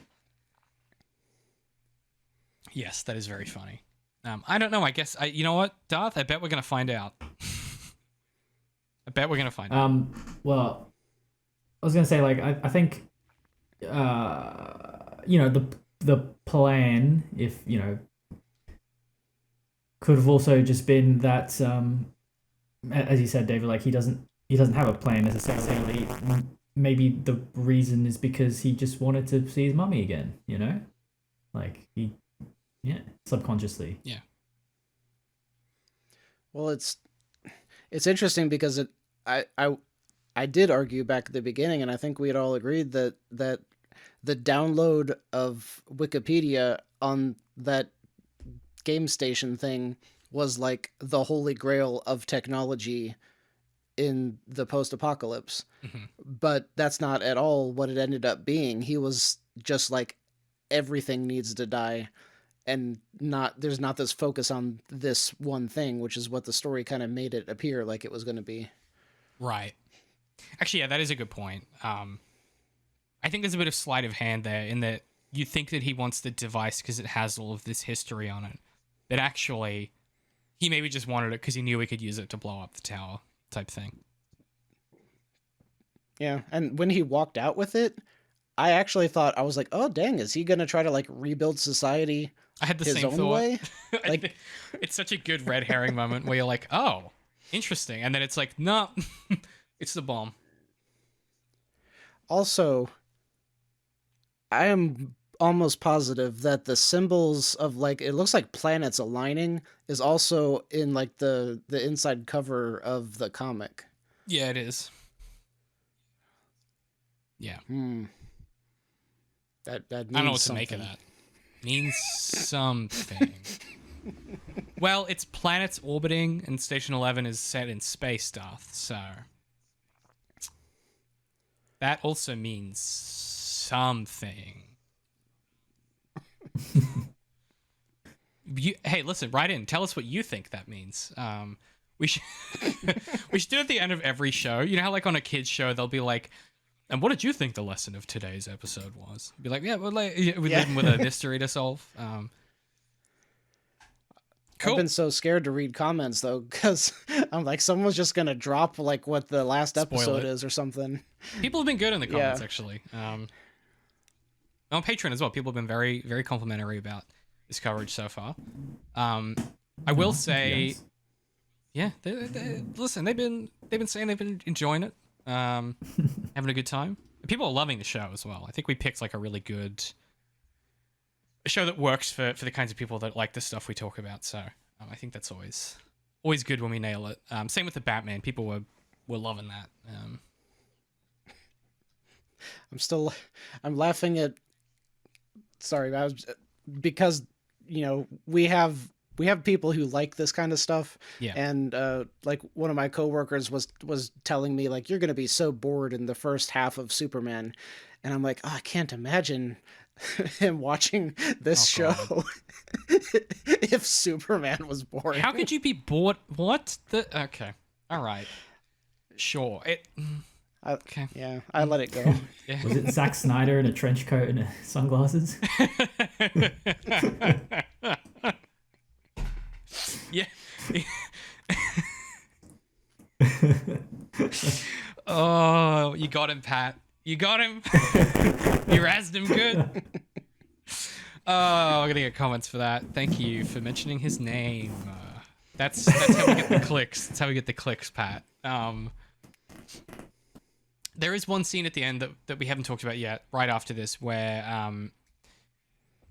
we get a little glimpse back of Kirsten and Jeevan and Frank, where she's sort of giving a book report, and they're pushing her a little bit, where she goes, Frank is like, not what they think, not what the author thought, what do you think? And Kirsten says, are you mad at me? So, this is about Station 11. And Frank says, no, you're just not done. And I was like, that's such a good way to end the episode. Like, a little flash of the previous episode and this line of like, no, you're just not done. Right? This story's not over yet. There's still work to do type of thing. I always love it when stories do that and they sort of get to comment on themselves. I like that a lot. Yeah. And it gives you a bit of a glimpse of again, just these little nuggets of like the type of parental figures that Jeevan and Frank were, where they were like actively engaging with this book, talking to her about what it was. You contrast that with after Frank's death, Jeevan's just complete disengagement from the book and like unwillingness to even talk about it, But I love how both Frank and Jeevan are so so wry, and Kirsten's just so like innocent and honest and sweet. It's just such an adorable relationship. Yeah, the way that she says, "Are you mad at me?" I love her little frown as well. She does. The actress has a little frown she does, and I was like, every time she does it, I'm like, oh my god, that's so cute. She's so sweet. Yeah. Hey, I think that might be the podcast. This is Rye. Very nicely done. Very nicely done. Ah, yeah. This is also Rye. It's a picture of Rybold. Yeah, I thought about it. I was like, I gotta get one dad joke in, so we'll do that one. I think that's the show, guys. I think we did it. Mm-hmm. Nice. Good one. That was really fun. I think I'm really excited for the next episode. We've got a bit of a longer break between recordings, so I would encourage you, if you have the capacity, to rewatch the whole show. But you don't have to. It's up to you. is next time we are talking about episodes 9 and 10, the end of Station 11, which I am both very excited about and also sad because it's over. But yeah, we're very, very keen for that. Then we have a slight detour where we're going to do a big roundtable of The Last of Us Season 2, which means that Pat will have to watch or play that at some point. And then we've got our Mandel mini unit coming up. So we'll be talking about Glass Hotel first. If you want to get a head start, you can start reading that as well. But yeah, episodes 9 and 10 next episode.